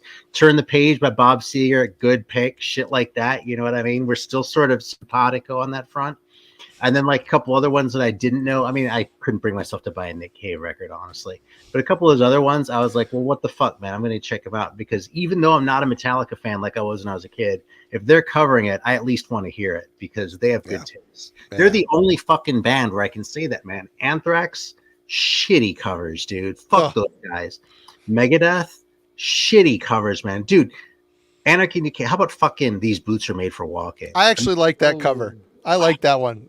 I think it's funny that they had to go back and edit it or send. We're going to let Marty think about what he's saying here before he digs that grave any deeper. Because, I'm not mad, Marty. I'm just disappointed. It's good. You don't know. It's good. It's just as aggressive as the rest of that album. I'm with Philip on this from Chromie D.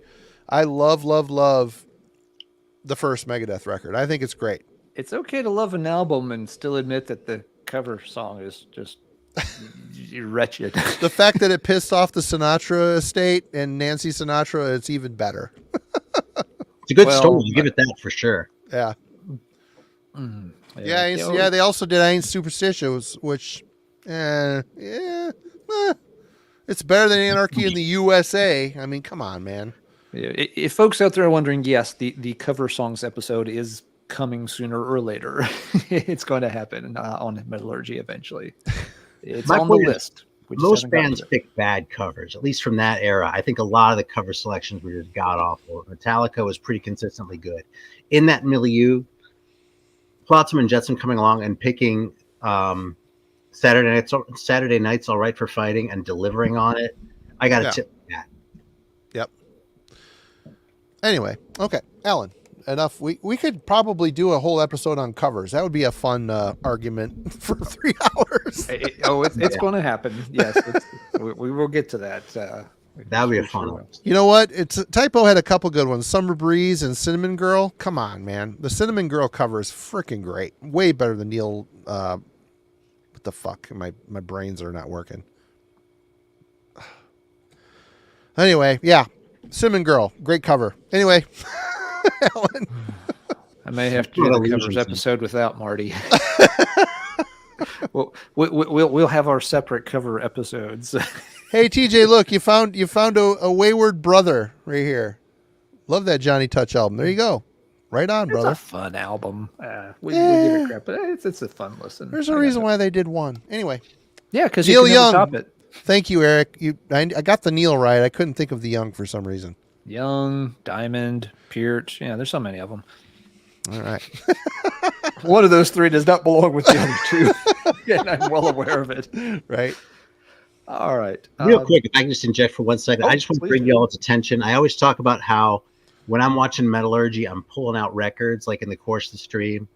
I hope y'all didn't expect tonight to be any different because I already pulled out a Manowar and the Sadus to listen to. Dude, that Sadus record, if that doesn't rip the skin off your nuts, then something's wrong over in the Margosian world. Something's wrong. Anyway, Alan. All right. I want to go into a little bit of black metal here.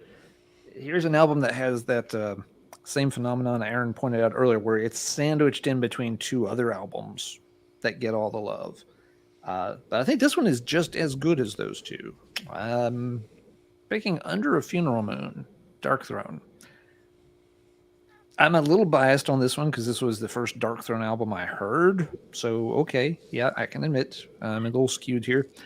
But, used to, it seemed like A Blaze in the Northern Sky got everyone's attention. More recent years, it seems like Transylvanian Hunger gets everybody's attention. And I'm still just standing there in between those 2. It's like, what about this one? This one's part of that whole series of albums that's, just as good as the others, for my money anyway. And this one just does not seem to get the same level of attention. And I don't see what is so fantastic about those other 2 albums that gets this one kind of ignored. Help me out here, Marty. You're the Darkthrone expert, much more so than I am. Why does Under the Funeral Moon get passed over in that Darkthrone conversation? Why is it just middle child syndrome, or is there something else happening? I think personally, I almost picked Darkthrone for this conversation because I think their best album is Soulside Journey. There, I said it. I love that album, but I think Under a Funeral Moon is always going to be lurking in the shadow of the horns of A Blaze in the Northern Sky, because that is the transition record out of their death metal into what they were on Funeral Moon, which is just completely cold. The production, it is so alienating the way that record sounds, which that's its charm, right? But I think it's hard for people to, even Transylvanian Hunger had that vibe too, but it had a warmer, he recorded that in his rehearsal space with a 4-track. And for some reason, Transylvanian Hunger had a warmer vibe to it than Under a Funeral Moon. I think the sound of Funeral Moon is the, people either love it or hate it. I think whereas Blaze in the Northern Sky's got the Celtic Frost riffs that people can hold on to. There's a bit of heaviness there. It isn't just 3 riffs played in repetition over and over and over and over again. But yeah, I think the highlight of Under Funeral Moon is Culto's vocals. To be honest, he's just so absolutely scathing on that. But yeah. I like the record, but of the Unholy Trinity, I listen to that one the least. I haven't spun that record in years. But yeah, you're right, TJ. Soulside Journey is an absolute classic, and but their follow-up, if Goat Lord was the material that was going to be the follow-up to Soulside Journey, man, they were in trouble, because I like it, but it's not as good as the debut. I don't know if I answered your question there, Alan, but yeah. No, kind of, yeah. I hadn't thought about that. To my ears, Transylvania Hunger is every bit as, tough a listen as Under a It's Funeral not as Moon. cold sounding. There's a little bit of depth to the sound field, a little bit. But Maybe I think so. it's more stripped down. I think it's even less. There's even more repetition of, there's some songs on Transylvania Hunger that are 2-riff maximum, which is a style that they've revisited in their weird crust punk. I don't know. Mike, just wait. The Glorious Dead cover of ABBA's SOS is actually, it's hard to recognize that it's an SOS, an ABBA song. And it's the only cover we could all agree on. And we did it seriously. It wasn't a joke, because I grew up with Kiss and ABBA. I'm a kid of the 70s. I fucking love ABBA, 100%. And it was fun. It turned out good. Y'all hear it hopefully in another year or so.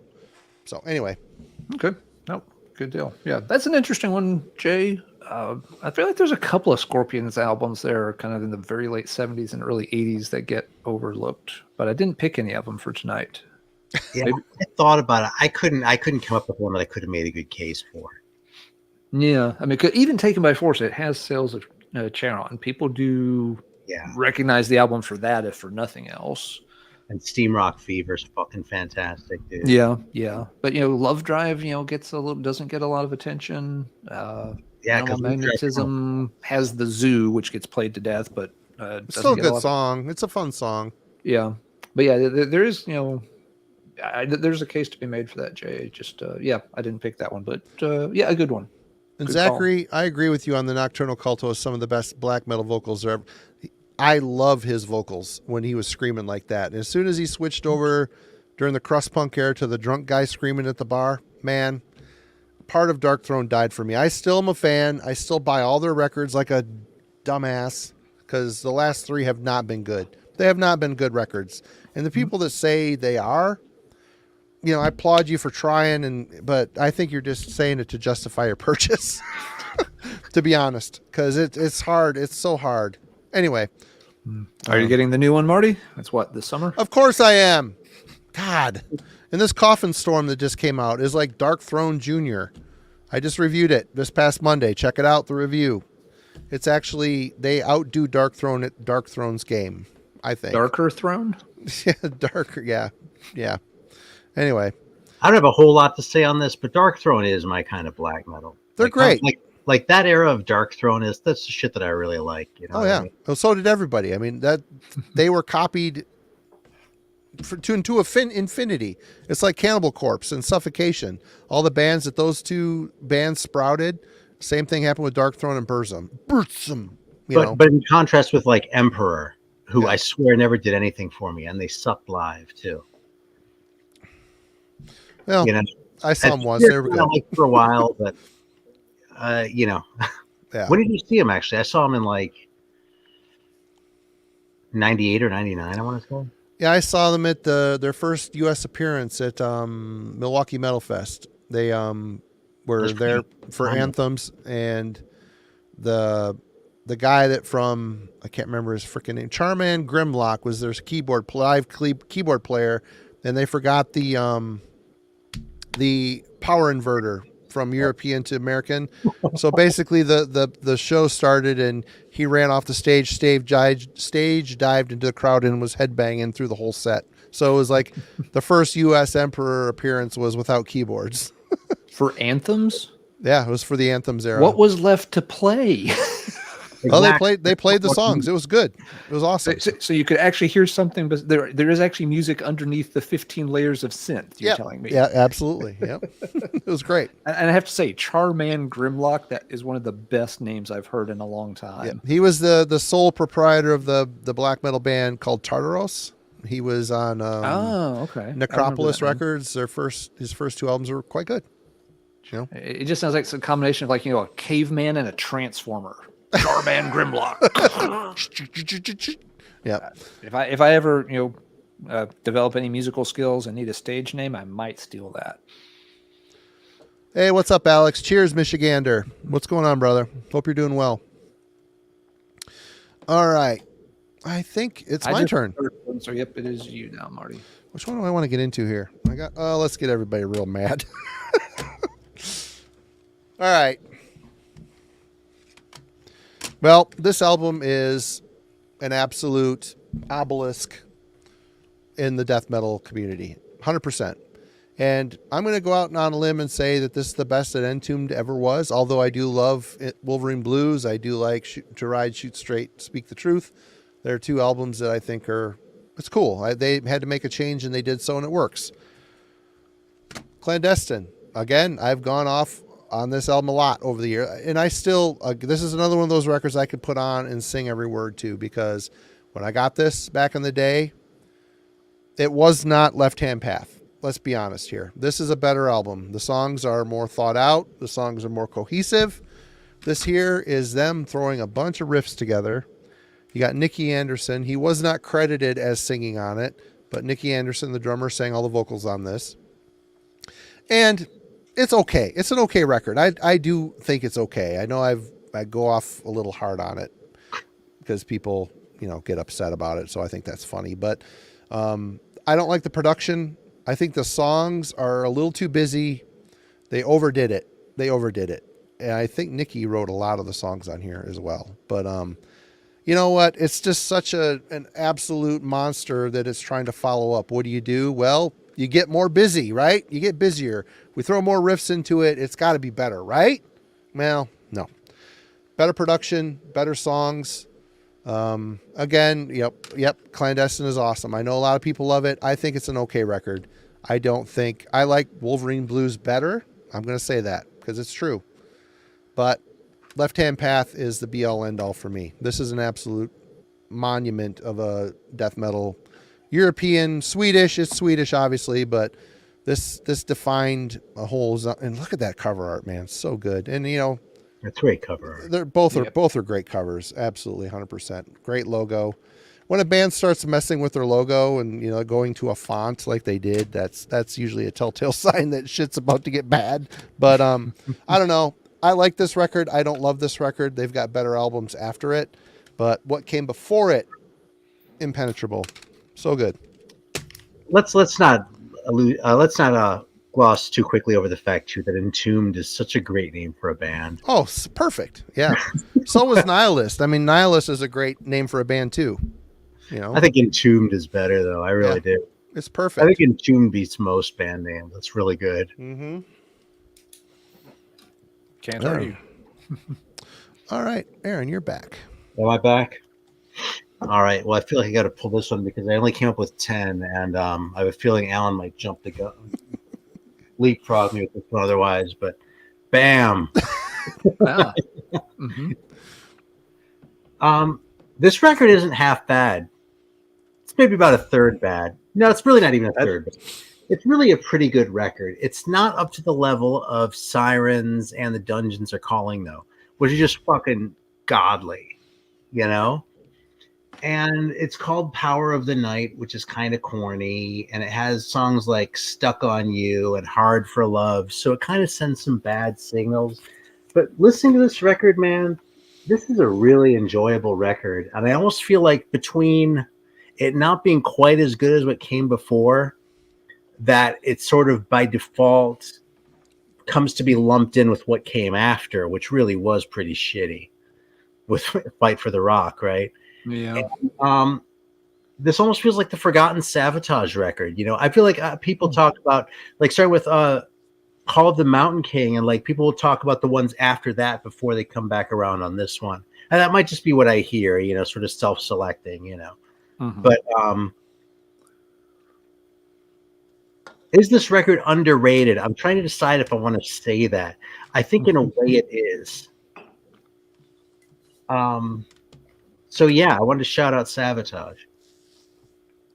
Savatage. Thump the chest. Yeah.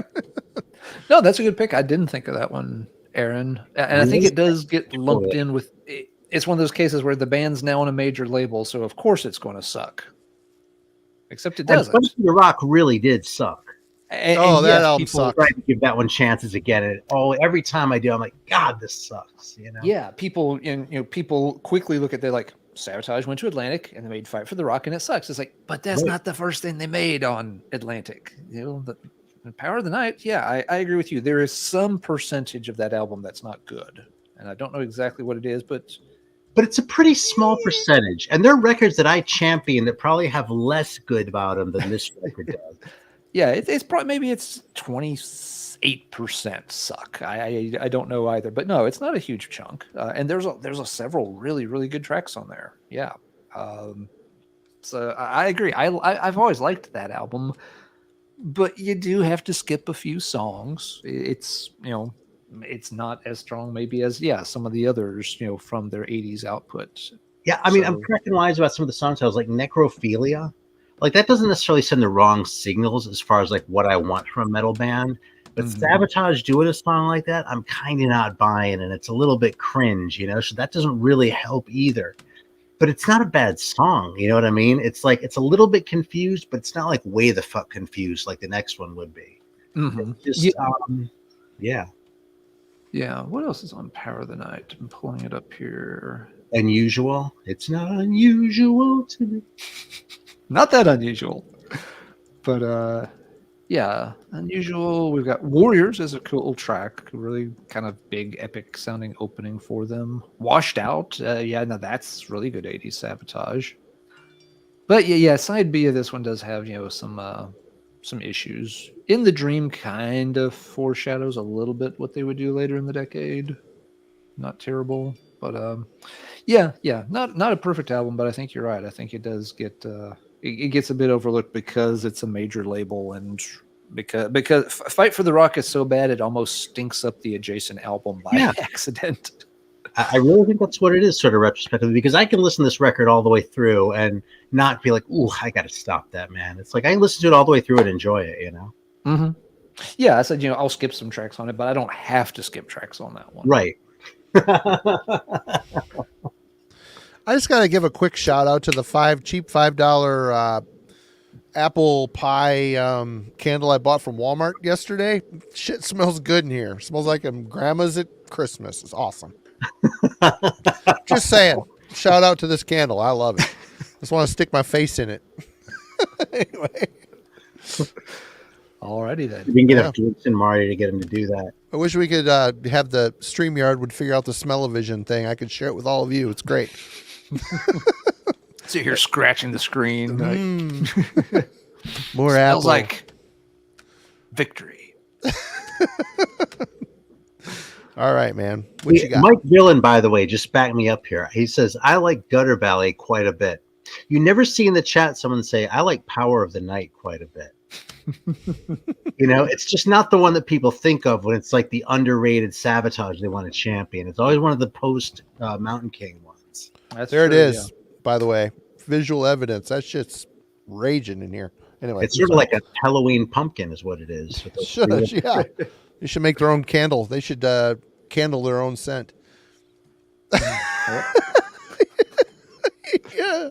Dude, TJ, shut up, TJ. Go make your lamps. You want to talk about old woman? He's in his shop making a lamp right now. Who does that? Old woman does that. Anyway. But Mike, I would agree. I like Gutter Ballet a lot too. It's a good album. It's not bad. Yeah, not bad at all. All right. I'm going to pick something, a little more vintage here. I love this album to death. Nobody talks about this album because they can't stop talking about the third album the band did. But I like the debut as much.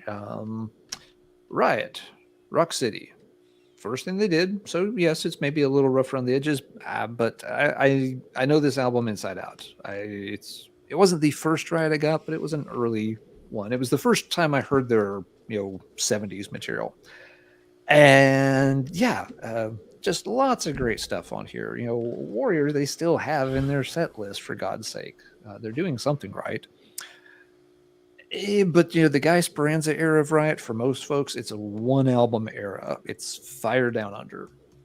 And I get it. Fire Down Under has 3 immortal songs on it. You can't not love those tracks.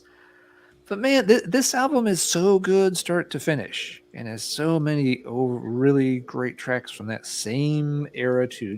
The lineup's not completely the same. There were some other guys rotating in and out between albums 1 and 3. But yeah, I don't want to take anything away from Fire Down Under. I just want to see this album get its due more often as well. This one should stand shoulder almost. I'll even say this one can stand maybe one shoulder down from Fire Down Under. I get that we're not going to replace Fire Down Under as people's favorites. It's got Swords and Tequila and Outlaw on it, for God's sake. But yeah, everything on this rocks out very, very good. Warriors, the classic. I like Rock City, the title track. Overdrive is a really badass track. And yeah, even the ones that are a little catchier, like Tokyo Rose, still work very good here. A Gypsy Queen, really catchy, really fun track. This is what I get, the closer. Yeah, maybe it's a little more pop oriented, but it fits the style and the age and the day so well. Fire Down Under is an album that has 3. For me, that album's a little top heavy with these 3 tracks that are untouchable, and then a lot of other good tracks. So this one, start to finish, maybe it doesn't have as many highlights, but it's maybe I'll dare say slightly more consistent than Fire Down Under start to finish. There, I said it. So does that average out higher though? What's that, Aaron? Does that one average out higher though, or does it average out at the same level with less by way of peaks and valleys? That's a good question. They probably average out really close because this one fewer peaks and valleys, but Fire Down Under's got 1, 2, 3, and then a bunch here, whereas this one's just right about this level, start to finish. There's not a song I would take off this album. It's a really good album. Fire Down, yeah. So that's my Riot love. There's lots of great Riot albums that people don't talk about, but from that early era, Fire Down Under just dominates the other material so much, and it's a real shame because I think Rock City is an absolute classic. It's one of the earliest albums you could start to pass off as American heavy metal, 70s style heavy metal for sure, but bona fide a band getting heavier and doing stuff that's different. America was a little bit behind what happened in the UK and Europe. Riot, one of the very rare bands that kind of got that ball rolling early. That's my take. That's a great record. Sorry, I'm responding to the chat. Everybody's giving me shit okay. about my There's candle. been a ton of good comments. I can't keep up with them all tonight. I get so focused on the comments. Sorry if I tune out for a second. No, all it's right. all good. But it is your turn. Let's do some more death metal. And this one is another early pick because this band never was as good as this album. I've never been able to say this. Triumph Impurity Rites by Necros Christos. Man, what an amazing freaking record. Absolutely crushing. Even all the crap in between the intro, outro track stuff, the mumbling, the ritualistic BS, whatever. The songs are so good. What do you got there? Riot Rock City. Nice. Original press. Oh, nice. I've always meant to pick one of those up, and just the last one I saw was really kind of worn, so I passed on it. It was worn to the point you're like, I don't know how that's going to sound.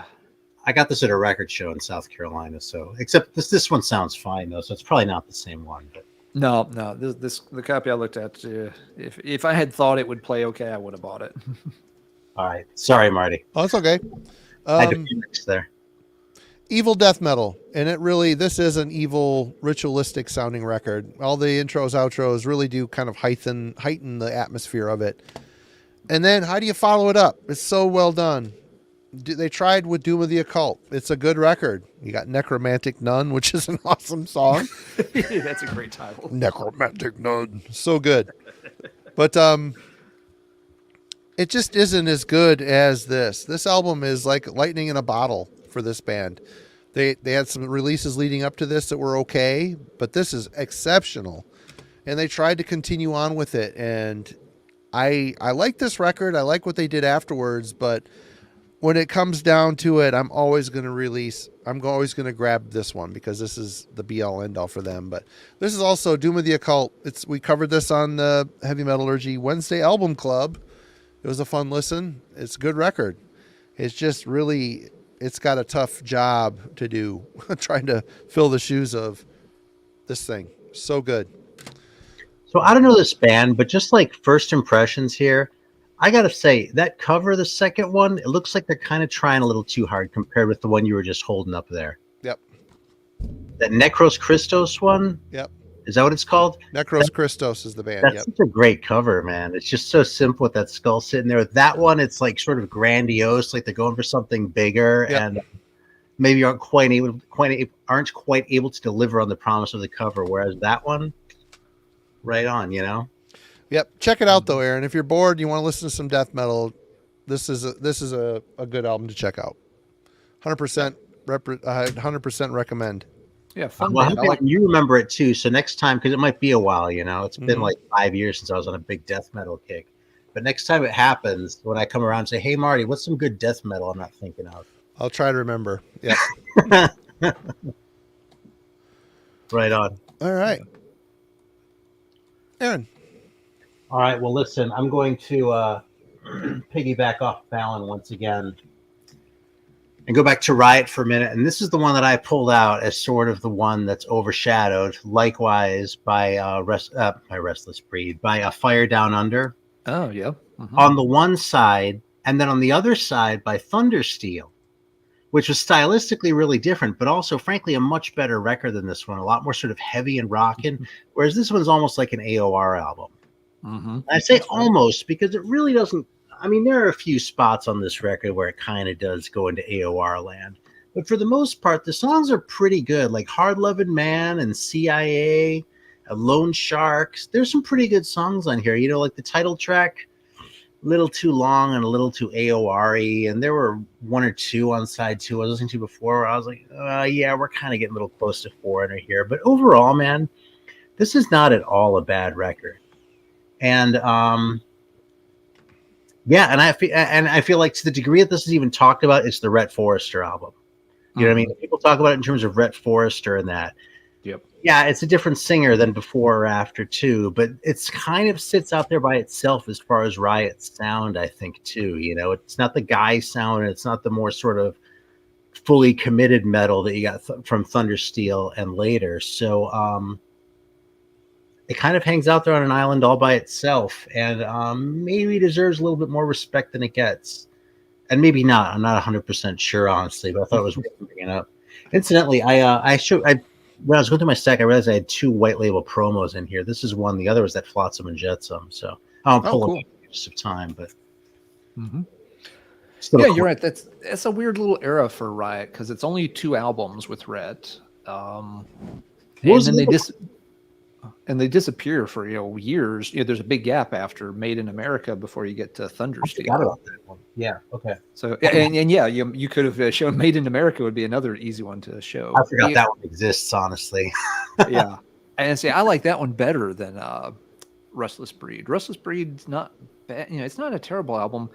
It's definitely Riot at their bluesiest. That they lean into because Rhett's voice, will lead you that way. I like his voice, but he's going to go a little more blues rock on you.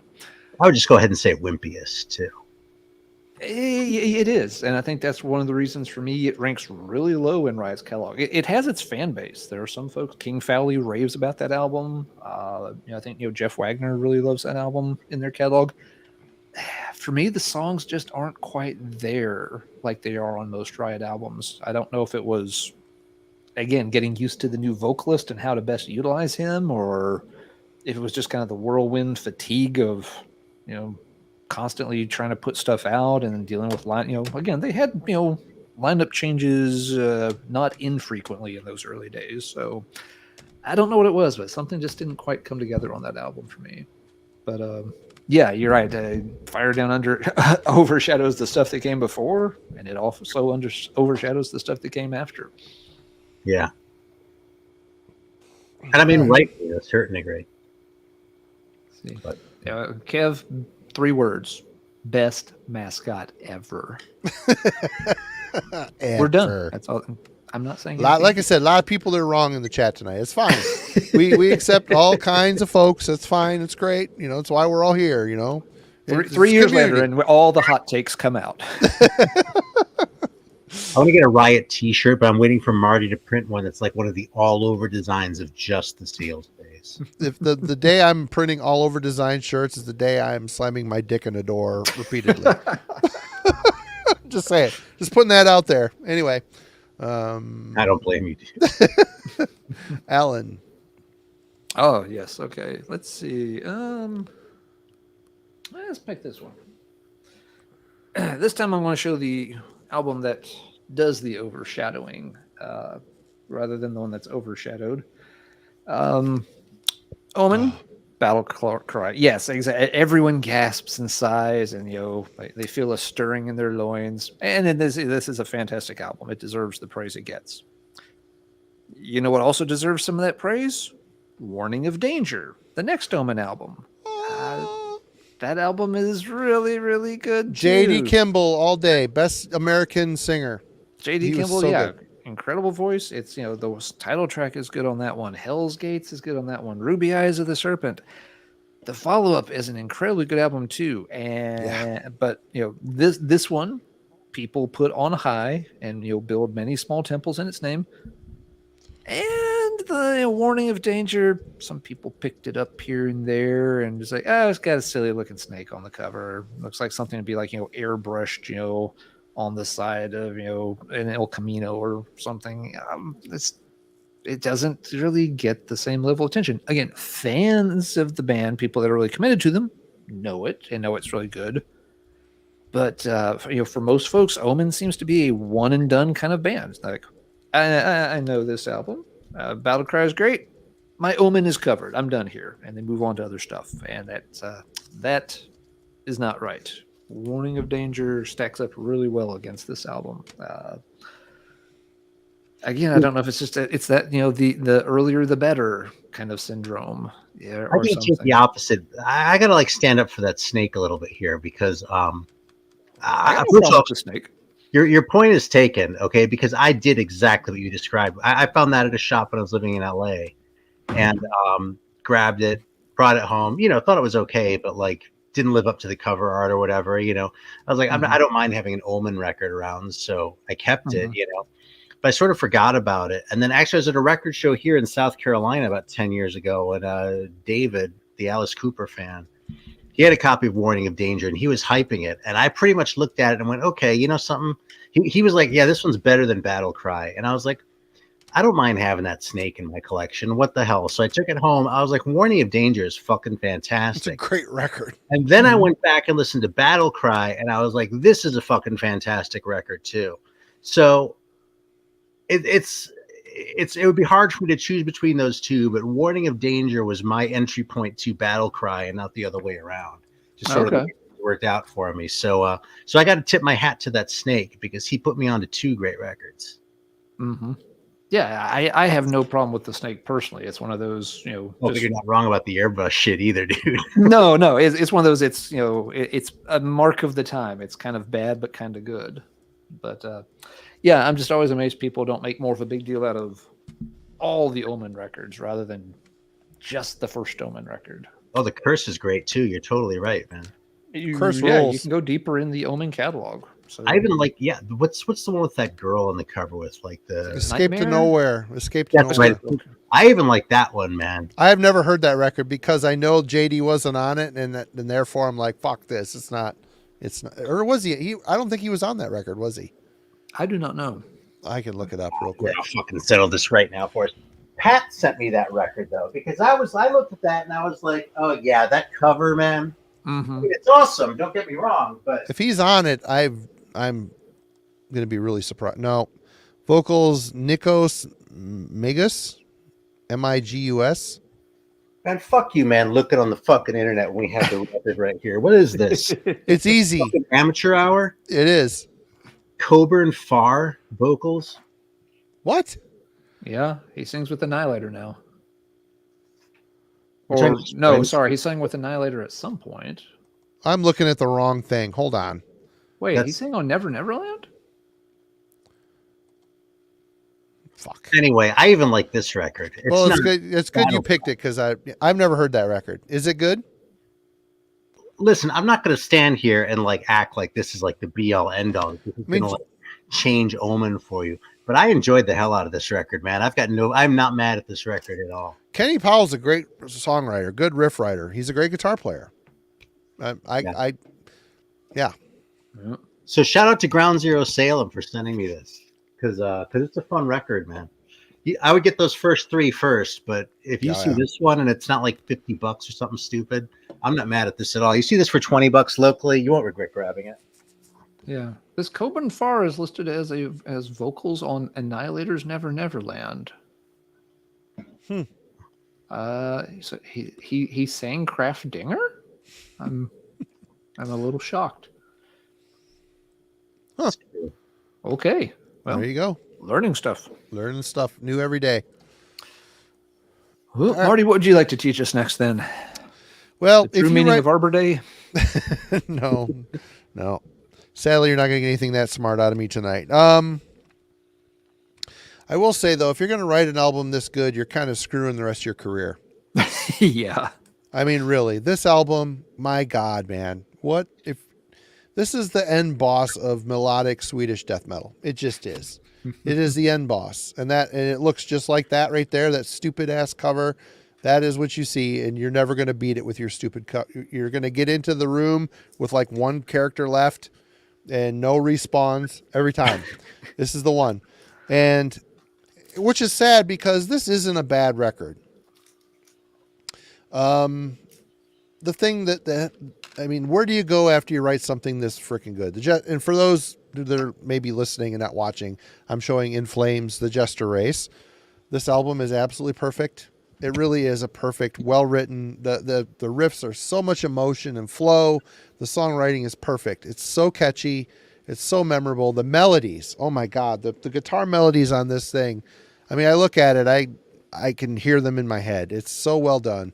And Horacle has got some of that too, but they start to drift away and get a little bit more poppy. So they're getting a little bit more verse, chorus, and just more simplistic melodies. Still really effective and good. It's just really tough to follow up something this good. I really don't know what to say. And they were never this good again. That Horacle, Clayman was decent even, but after that they started to get more nu metal. And then Jesper Stromblad, the main songwriter for the band, left the band due to he was there with them for a while. He was part of the transition into more nu metal stuff, which is fine. I mean, a band, where are you going to go? You're going to keep putting out the same record over and over and over? But I don't know. Just if you're not familiar with the Jester Race from In Flames, wow. What a great melodic death metal album. This is the album all albums during this time that came out wanted to be. It aspired to be this. Gates of Ishtar, The Everdawn, you name it. I mean, there was just an endless supply of this stuff, and it was tiring because none of it was this good. It just wasn't. Yep. So it basically overshadows almost an entire genre of stuff. It really does. Yep. Which is, the members of this are Jesper Stromblad and the dudes from Dark Tranquillity. They've got a new band out called The Halo Effect.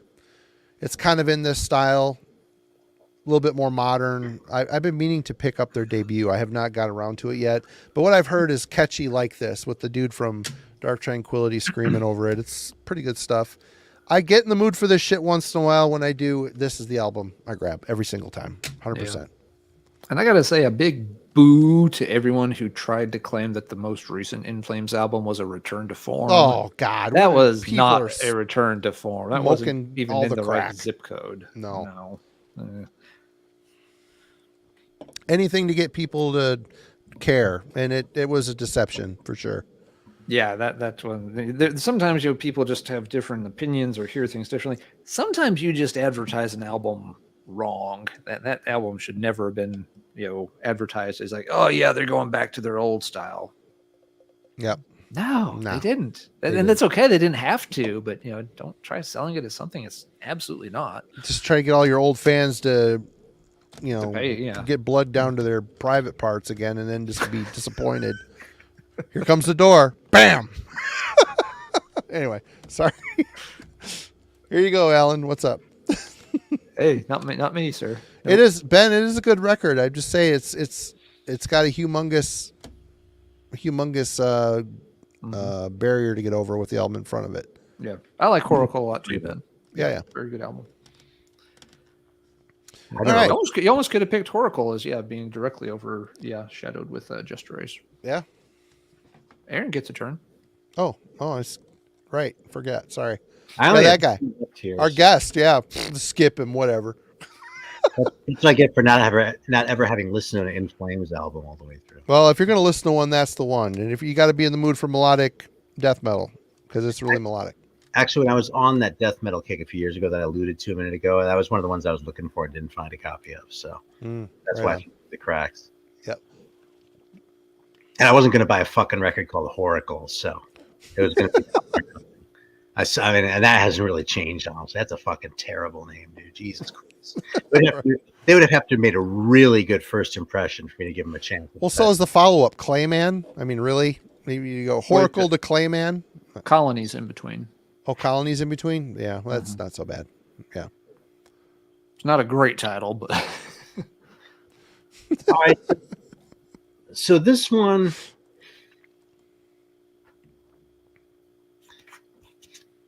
It's just overshadowed. Like, Overshadowed is like what this record is. This is The Sound of Souls by Holocaust, which I think is barely even a Holocaust record. It's sort of a John Mortimer solo album. And it's sort of an LP, but kind of really just an EP because it's really short. It's about 15 minutes per side, so I guess just barely. It has really electronic sounding drums. It's really serious, though, in a way that like the original Holocaust wasn't. And it's like they had that whole like sort of barroom, like classic new wave of British heavy metal sound thing going on the Nightcomers and on that live album. And No Man's Land, I mean, kind of deserves its bad reputation, but even that didn't sound like this. This was just sort of right out of left field. And as far as I know, it's the only thing they really did that sounded like this. And it's a weird record, and I kind of love it. And I don't know that I've ever seen anyone show this on YouTube other than me, frankly. Like, everyone loves Holocaust, but no one knows The Sound of Souls. Looking at the chat right now. I've never heard Holocaust. Ever. Really? No. It's a new wave of British heavy metal, isn't it? Yeah. Well, not this one. Yeah, that's more late. That came out, what, 87-ish? 87 or 88, I want to say. Yeah, let me double check. Yeah. And actually, Marty, the stuff around that era, I'm not very familiar with it, so this may not be a good description. It's often described as being similar to Voivod. Really? Right on. Uh-huh. Yeah, it's very, very different from that classic new wave of British heavy metal stuff they did in the early 80s. Like Aaron said, there's maybe only one guy that carried over from the early band. Yeah, there's actually 89. 89, okay. I was in Germany visiting friends in 1990. I'd never heard of this record. I saw it sitting there. This is before I learned like not to be a completist with bands. I was like, I've never seen that Holocaust record before. So I basically blind bought it. And I was completely surprised by what it sounded like because it didn't sound at all like those first three that I already had. And I was like, this is kind of fantastic. And it's kind of doing some things that, like, by the numbers, I don't really like the electronic sounds and shit. But somehow it just works on this record. Like, wait, did you say electronic drums on that? Yeah. Huh, right on. I'll tell you something, though. Kind of like what Manila Road did with, they got a perfectly good drummer, but we're going to have the drummer program drums for, yeah, anyway. I don't want to say yes or no, just like I don't want to say yes or no on the Voivod comparisons, because both those comparisons, I know you were kidding just now, right? But both those comparisons indicate something about this and are apt in a way, but neither of them is really like what you're going to get when you listen to this thing. Yeah, at least like give this thing a listen online and like give yourself over to it. Like listen to the whole thing once to it. It'll only take you a half hour. And it's a really unusual album, and it's hard to believe it's the same guys as made the Nightcomers. Mm-hmm. And but it's a really interesting record and a really cool record, and one that I've had for like 30 years now, and I'm still stand up and hype every once in a while because it's just such a weird oddball anomaly of a record. I mean, generally, let alone in the Holocaust catalog. Mm-hmm. All right. Yeah, very good pick. I've always meant to pay more attention to that era of Holocaust. They're perennially on my list of things to check out, and somehow I never managed to get around to it, which I should. Yeah. Well, as someone who doesn't normally stand for these sorts of later records in a band's catalog, that's one that really grabbed me and one that I'm really inclined to stand here for, Yeah. All right. Look at that. Nobody knows it, man. That Hear the Birds one or whatever. I've never listened to that one. I don't think I've heard that one either. Yeah. Again, it's not that's not the title. It's something close to that, but I don't remember exactly what it was. It's something about birds. Yeah. Something about birds. Yeah. I never heard those hologram records either, because I was like, they're called Holocaust and they changed to hologram. It's like, yeah, I don't like the direction we're going with this. Yeah, they kind of told me everything I wanted or needed to. Yeah. Some folks have said they're not bad, that it's not that far from what Holocaust was doing. So maybe I should check it out one day, someday. Well, some folks think that second In Flames record isn't bad too. Early, the first, the EP and the full length, there's Subterranean and Lunar Strain. Those are both good records. I'm just Subterranean is fantastic. Yeah, I like the EP. Hypnosis of Birds. That's it. Yeah. Hypnosis. There we go. Thank you. Yes. Thanks, Joshua. All right, Alan, what you got there in your little hands there? I've got Cirith Ungol's One Foot in Hell, because this album is just a molten slab of awesomeness, and people will not stop talking about King of the Dead, which is also a fantastic album. But this one, if anything, is the more metallic album, which for just really, dyed in the wool heavy metal fans, I never quite get. This is the album they should be gravitating towards. This is the heavier one. King of the Dead's the one that is a little still has a little bit more the 70s touches hanging on. It's got a little bit more the classical instrumentation. It's a little more fancier. Where, this one just kind of hits you in the nuts and drags you off to hell. I don't think that second album sounds more 70s than the first one. But you're totally right. Yeah, the first one sounds really 70s, so I'm not sure. But yeah, they both still have a lot of that older influence. This one is pure 80s heavy metal, doomy as hell, powered out, very powerful sound. Fantastic album, and everyone seems to kind of Cirith Ungol for a lot of folks is King of the Dead. We're done. A real shame. Everything in their catalog is quite good. This one has one of the best openings. I always comment on it when I show it, but it's worth it. The opening track, Blood and Iron, they play 2 beats and then the song is already at full force. There's no drawn out intro. It's not even like they do the normal couple of bars of music and then get it going. It's just like ba-dump, and the song is right there in your face. They give you no time to adjust whatsoever. Tim Baker is screaming at you from the bowels of hell less than 2 seconds after this album starts. And they really don't let up through much of the album. I'm sure if I look, there's one track that I like less than the others, but I don't know what it's going to be.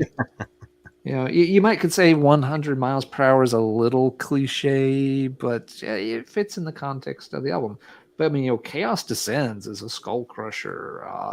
Ned Soccer, which is a goofy title, but it ties into their whole fantasy fixation, is absolutely great. Doomed Planet is just amazing.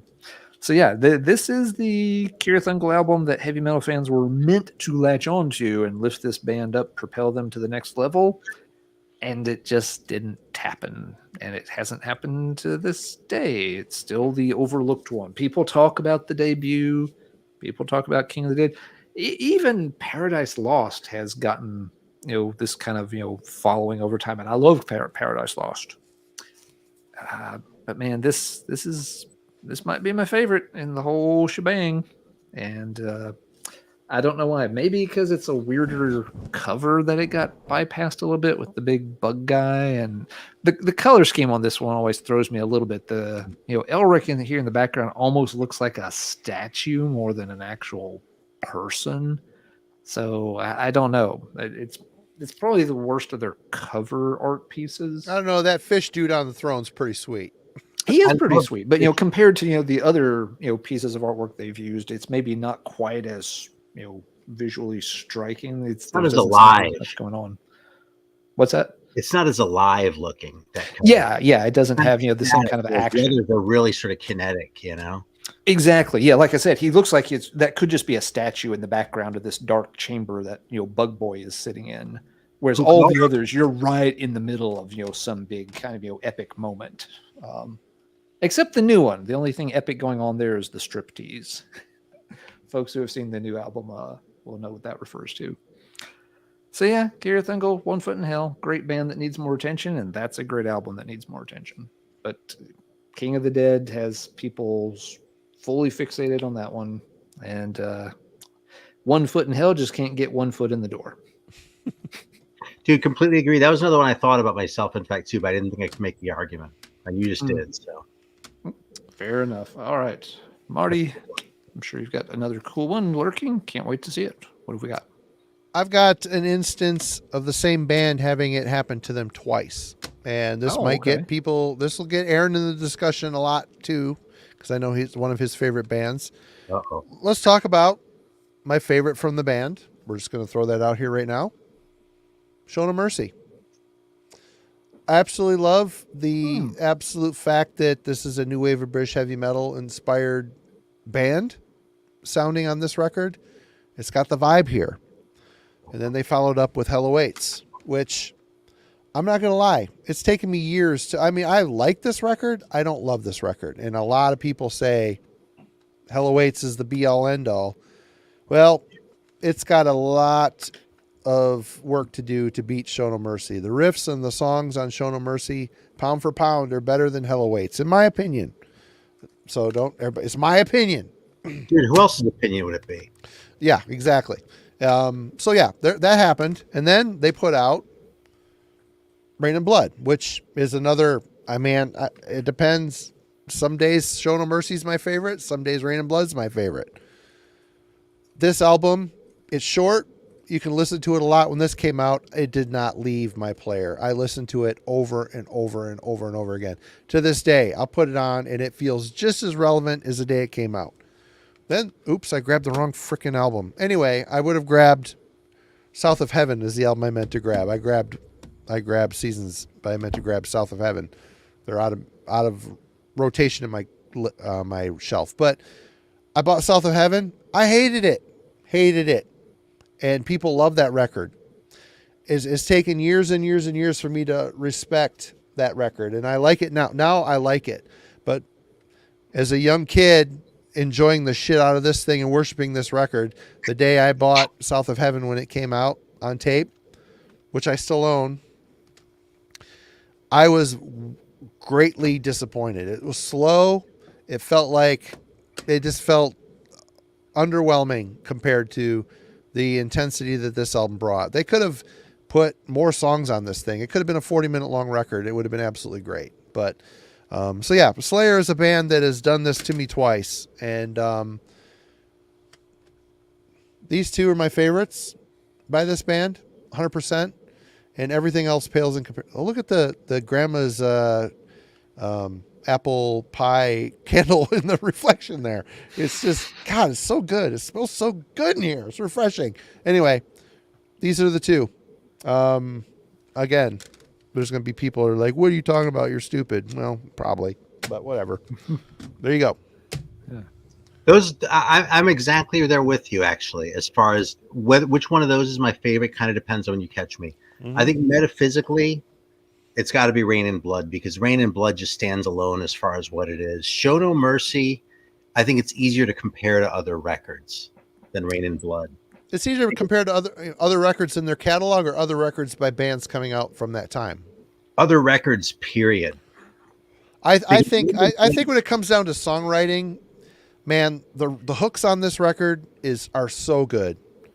I mean, and then even you get into Chemical Warfare and on the EP, Haunting the Jesus Christ. Haunting the Chapel, yeah.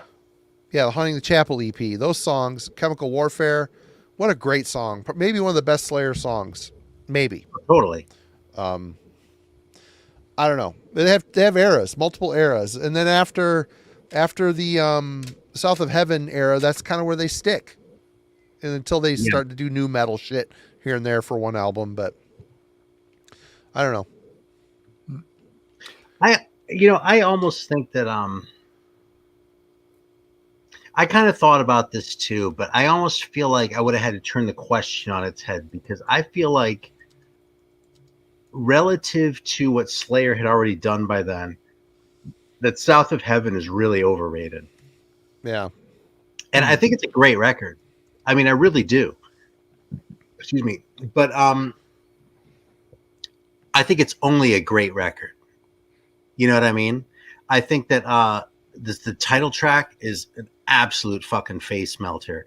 But a lot of those other songs that come after it are kind of whatever, you know, like Behind the Crooked Cross and some of those other ones. The riffs just sound relatively pedestrian and kind of tired. They don't have the same intensity. And that's why I think Rain and Blood is really the one that I have to go with at the end of the day, because that intensity just doesn't relent at any point. As many riffs are on that record and as many solos are on that record, it just maintains that intensity from start to finish. And I don't think any other records do that. I have come to like Show No Mercy probably as much as Rain and Blood myself, but I'd be lying if I said, you know, I immediately thought Cryonics was a great song. Yeah. You know what I mean? Some of those were sort of creepers for me. Like the Antichrist, I thought was great right away. Die by the Sword, you know what I mean? Yep. But even like Black Magic, which is one of my favorite songs right now, that one I needed a few listens to, you know what I mean? Yep. Whereas the sheer just ferocity of Rain and Blood, I just don't think there's anything else like that in anyone's catalog. Yeah. And that's why I say that Show No Mercy, because you can compare it to other records like at all. I think I have to put it on a slightly lower level than Rain and Blood, even though it's absolutely an all-time favorite record of mine. And again, you and I are the same. It depends on my mood, but Rain and Blood might be my favorite. It's a short record, but it's song after song of some iconic riffs. I mean, everything. God, it's so good. And you got the post-mortem Raining Blood 1-2 punch at the end of the album. Holy crap. Really? Holy crap. I mean, going out, all guns blazing, and it's just amazing. Amazing. Yeah. I like Absolutely. the way... Hell Awaits is like their prog album. Yeah. I feel like.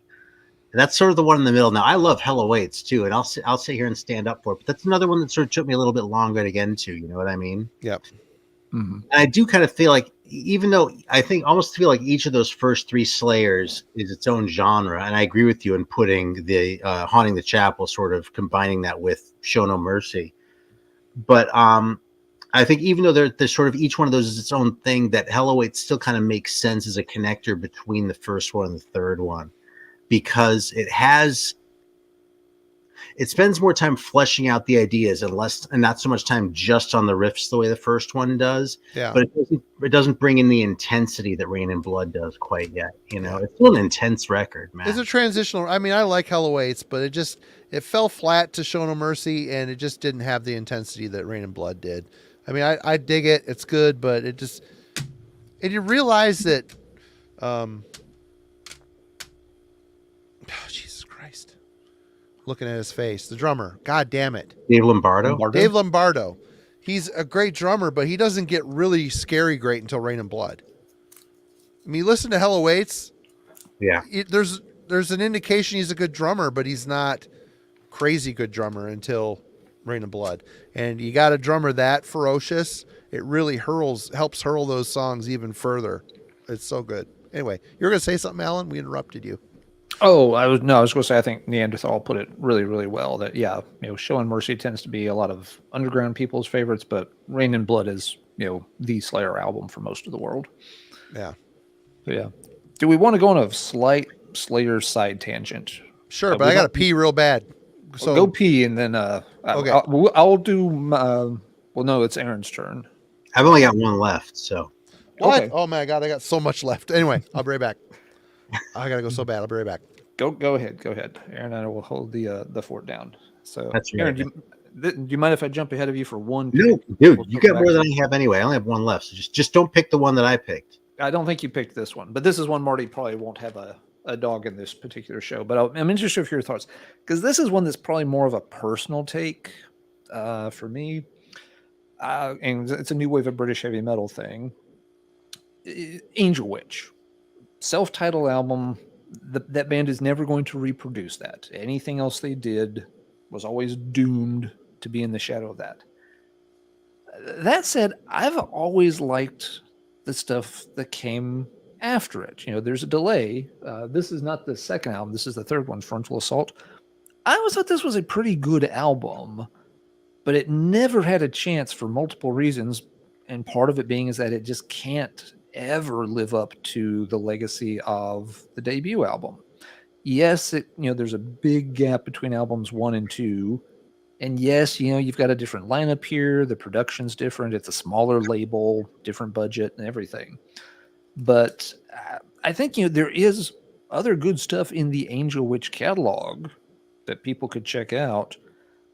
But for most folks, it's another one of those bands where it's just like, Angel Witch, self-titled album, we're done. Nothing else to see here. It's like, but wait, there's a lot of good stuff here. Straight from Hell's a screamer. Something Wrong is She Don't Lie is a really kind of creepy song about a seance gone wrong that I've always liked. It's really moody. There's good tracks even on the albums that came after it, but man, nobody ever talks about anything else in Angel Witch's catalog. So I got to be honest, I've never heard any of those later Angel Witch records. The only one that I have, the only full length, is the first one. There we go. Yep. And here comes the hot take. I keep joking about how the first time a band makes a crappy record, I bail. That was the first Angel Witch record. Now, I don't think it's a crappy record. I think it's a very good record, having listened to it a lot and given it a lot of chances. But I think it's so overrated compared with what they were capable of doing outside of that. I think the best Angel Witch records, the essential Angel Witch records, are the Sweet Danger 12-inch. So you also have Hades Paradise, because that belongs there. So those 3 songs. Metal Mothers, so you get Baphomet. And the Metal Explosion, so you have Extermination Day. Yeah, no, all that stuff's fantastic. Yeah, they had a great body of work that wasn't on any of the albums. You're right about that. And since I won't argue with the song Angel Witch, like the signature song, you could get that 45 too, and then you're pretty much covered. If you have the Loser 45, I'm not going to be mad about that either. I like that one. Yeah, I like that one too, but it's not Sweet Danger, No, it's a little more streamlined, but still good stuff. But I was given that Angel Witch record you just shown and a year ago, and I still haven't listened to it yet. It's in the pile out there. Anyway, go ahead. Yeah, I just stopped to think about checking those out because I'm genuinely curious to hear sort of what became of them. But I never find them for a price that I like when I happen to be looking for them. And it's like, the stars just kind of haven't aligned. But the fact is, man, that Angel Witch self-titled record, I sometimes I wonder what people are listening to when they're talking about that record. Oh, so I want to put you in the background again right now, like I did Marty earlier, but I'm going to be nice and not do it because you're the guest. Yeah, I am the guest. So. Yeah. No, on this one, we do disagree. I think that is one of the defining albums of that era. Confused is a good song. Okay, it's a very good song, but it's not Flight 19, man. And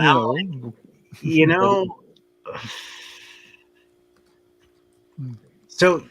If you were saying that, okay, for you, the self-titled, was kind of in the shadow of all the non-LP stuff that they were doing leading up to it, I could get that. I could get that. Yeah. But yeah, no, I'm pulling up the track list for the self-titled again. Yeah, no, Atlantis, has a good energy to it. White Witch is catchy. Confused maybe drags a little bit, but I still like it. Gorgon, you have Sweet Danger on here. Freeman is, kind of a slower, more haunting one. Angel of Death is a little doomy. Angel of Death is really good, actually. That's one of my favorite songs on there, probably. Yeah. I don't need the instrumental Devil's Tower at the end, but that's Devil's Tower. Yeah, it's not the way to end the album. If nothing else, they should have flip-flopped it in Angel of Death, maybe.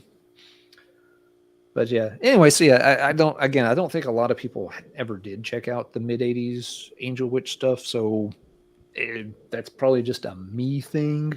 But and I'm not going to claim that they're on par with a lot of the albums we've talked about tonight. Those albums have their flaws. The production is very hollow sounding, for example. But I think they are good enough to get some recognition from time to time. But they will never ever crawl out of the shadow of the self-titled. Yeah. See, now I'd be more curious. Now I really want those second and third ones, so I can find a reason to really love them and play the Contrarian relative to the first album. Well, I'll check out the one I've been given. If I don't care for it, I'll send it your way. All right. I hope you don't like it, man. Let's see. All right, Marty, are you in better shape for a Slayer side tangent? Yeah.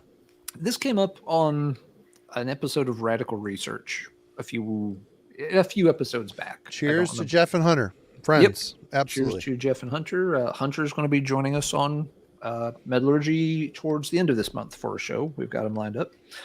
But they did a roundtable discussion with a couple of other folks. I'm sorry, I don't remember their names, but they were very knowledgeable in the kind of stuff that Radical Research covers. One of the questions one of them brought up that I thought was a really good question, and they all actually had a little trouble finding an answer to.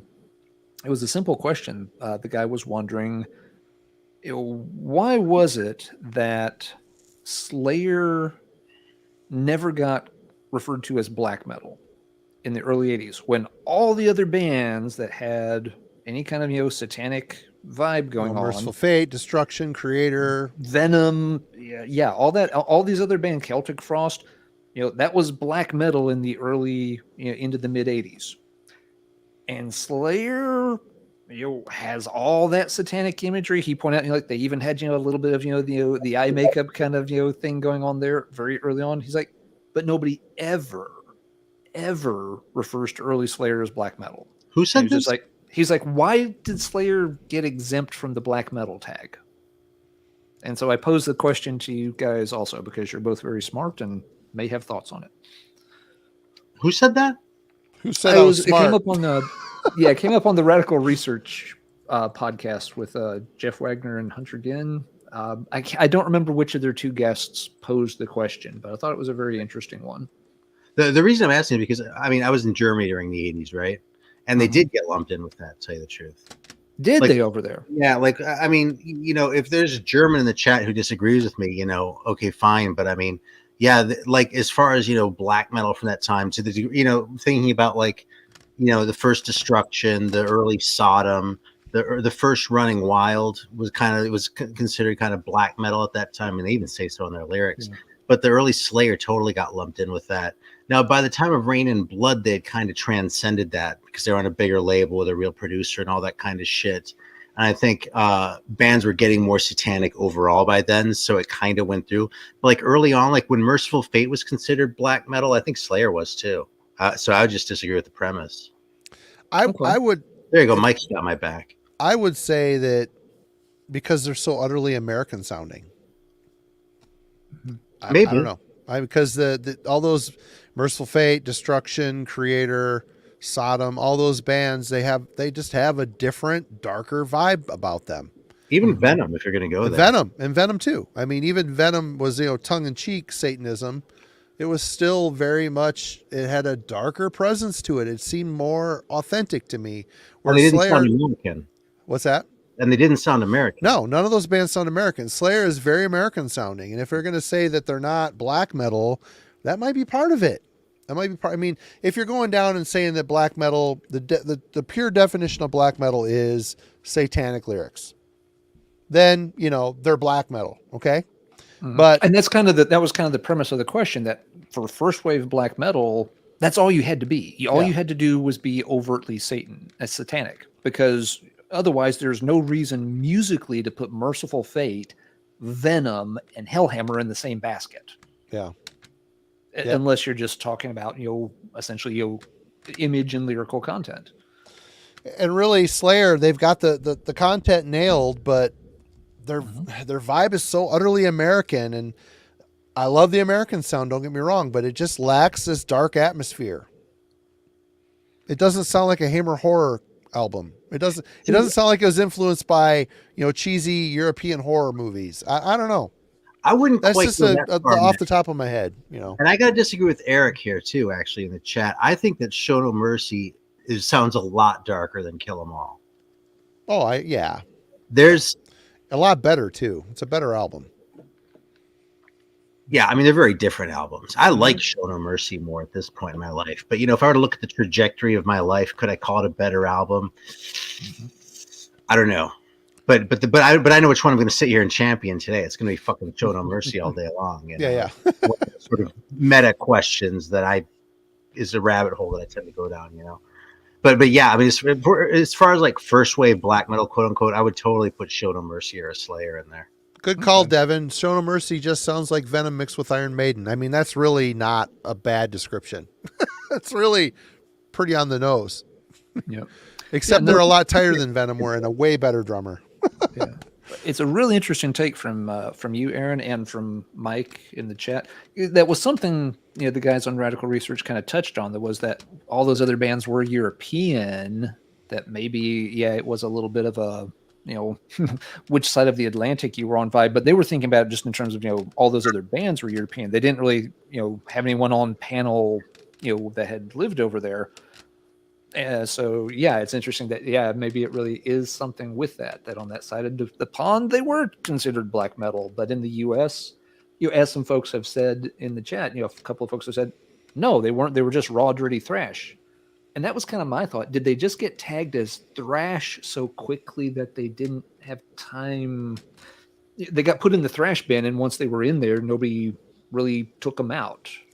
Once you get labeled as something, it's hard to get unlabeled or relabeled. But were people really getting labeled as thrash in '83? Well, that's a good question, though. I don't know if they were. I just thought of something too. I might back off this in a minute because I'm sort of this just came to me, so I reserve the right to change my mind in a second. But if you look at the quality of the darkness, okay, we talk about these records as being dark records, right? But there's sort of different kinds of dark. Like I think Hellhammer is dark in a similar way to Welcome. It's juvenile darkness.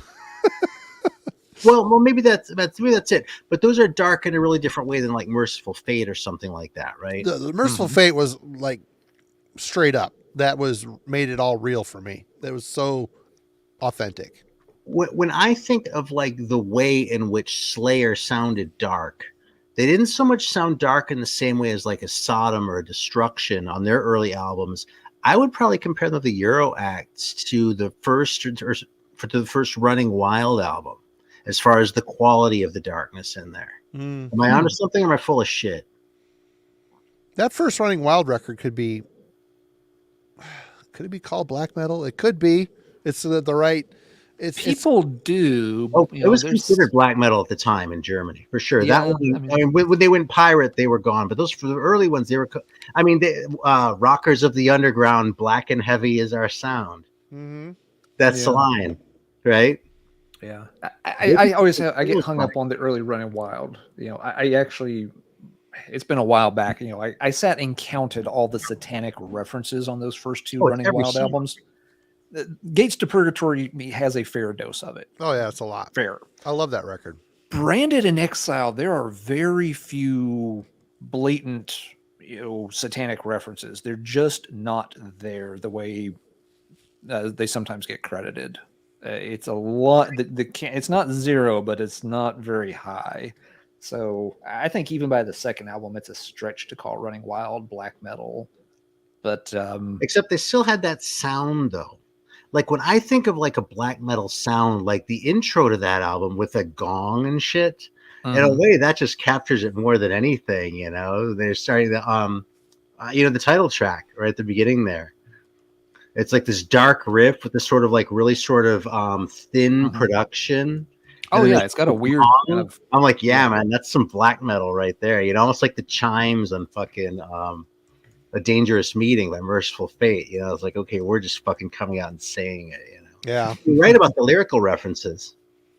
Now that you mention it, there's really not very satanic compared to the first one, where it's pretty much every song. yeah, Yep, yeah. Which is it's just another reason I hate genres defined by their lyrics, because you end up lumping such weird things together only based on the words.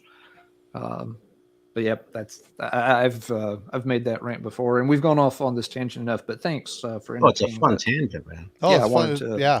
Yeah, because again, it was a straightforward question, but yeah, all the guys on Radical Research like, yeah, that is. It's weird they don't get tagged in that bin more frequently. They're always just Slayer. They're just Slayer. They're Slayer, and Slayer's a thrash band. They're a thrash band. Especially Rain, you hit Rain and Blood. It's like, yeah, this is a thrash band, you know. But yeah, really interesting to have. Yes, the Mike, thanks for chiming in, and Aaron for your perspective, having lived over there too. So I'm not big on these genre designations either. I mean, I'm the guy who who likes to crack wise about how there's no difference really between speed and thrash. That's all in your heads, right? We've it's that one's speed is another one, because it's you're trying to base a genre on tempo, which doesn't seem like a good idea either. But so-called first wave of black metal. Well, someone just threw out this here too, Gavin. Onslaught, Power from Hell, and I threw in the Force. I mean, lyrically, it's all satanic, especially Very the Force. satanic. Yep. Yeah. I would probably say Power from Hell, but not the Force. See, here's the thing about the 80s black metal, which is why I actually think about this kind of a lot. I feel like there's something that sort of unifies these records that we've been talking about that isn't just the lyrics. There's something there that I haven't quite been able to put my finger on yet. And there's a darkness in the sound that's expressed in different ways. I mean, there's satanic lyrics for sure, but there's something they're trying to capture in the sound that's sort of evil. You know what I mean? In a way that you don't hear. I mean, that's something you really don't hear in a record like Kill 'Em All, you know? But you really do hear in a record like Show No Mercy. Is there something they're going for with the sound, and the lyrics are not the only thing. And that's something that Mercyful Fate is doing too. And that's where I think you can put Melissa and In the Sign of Evil in the same category. But I can't quite put my finger on what that is. You know what I mean? Man, the American bands, Metallica, Slayer, they just had an urban feel. They come from the city. They came, Slayer, Metallica in particular, they're LA bands, and you got like Creator, someone mentioned Sabbath, Onslaught, all these bands, they're European bands. They might be in a city, but it's got an old world feel to it. I don't know what it is, man. It's just weird. It's just a different culture. It's just a different way of processing this darkness. It just seems more authentic to me from Europe. I don't know why. U.S. bands were practicing in a basement, and European bands were practicing in a bunker. Yeah. Hellhammer practiced in a fucking German World War II bunker. Yeah. It's just different. Their style of living might be might have been a little harder, a little bit poorer. Most of those German bands you're talking about are actually from the most densely part of Germany. Yeah, like Creator and Sodom, they came from like industrial parts of Germany, didn't they? I mean, it's like around Essen, but it's like the German Midwest is what it is. It's like a lot of blue collar sort of factory that kind of shit, but it's also really densely populated, so it kind of goes against the urban suburban. Not that it's all like big city there. It's not like it's a big New York there in the western part of Germany there, but the Force is terrible, Eric. Now who's smoking fentanyl? Holy crap, dude! Whatever. Anyway. It's a good topic of discussion for sure. Yeah. Thanks for indulging me there, but we'll steer back on course here. So Marty, I believe let's see. We skipped Aaron for one rotation. I did one, so it's back to you. To who? I did Angel Witch, so we'll get your next one. All right. Because I only have one left. Just don't pick the one that I have. I don't think I have the one you have. This will make people mad too, because whatever. People love this album I'm going to slam on, but man, did Carcass get any better than this? I don't know. I don't think so. Oh, that's tough. Yeah. For me, maybe not. Necroticism, Descanting the Insalubrious. I love this record. I love it. It's got I love Symphonies of Sickness too. It's like the Show No Mercy versus Rain and Blood. Those two albums, it's either that one or this one are my favorites that particular week. But this record, even the intros don't bother me on here. It holds up well. And you got to say, this record is a different band. It just is. The look, they got rid of their twisted, crusty logo. They streamlined it to a stupid font. And this record is great. It's a melodic. What's that? There's a fucking peace sign on it. Yeah, it's a H.R. Giger piece, which is fine.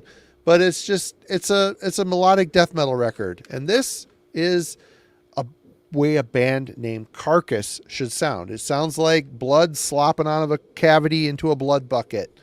It's just there's wriggling giblets, sonic wriggling giblets on this. This is sleek, streamlined, perfect sounding melodic death metal. It's a great record. I'm gonna not sit here and say that's a bad record, but it should not be called Carcass. But people still call this record, they still call this a favorite. It's probably because I think this is a record that a lot of people heard for the first time when it comes to Carcass, because it was on MTV. No Love Lost. And what was the other one? Bigger label exposure for that album, for sure. Yeah, Heartwork song. Yeah. It's just bigger label exposure. Both records are great. They're great records. I like Carcass. At their slickest, it's really good.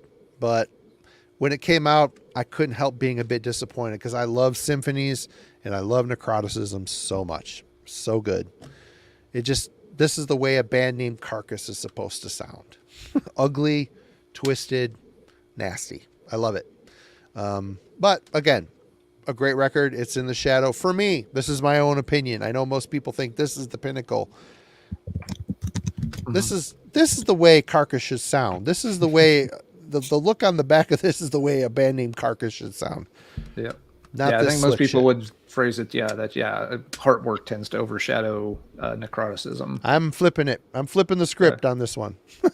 I mean, it might be the better album. I wouldn't argue that, but Heartwork is the one I think that just definitely has a lot more visibility and takes up more of the oxygen in the Carcass conversation, unless you're getting into people, that are fans of the early stuff.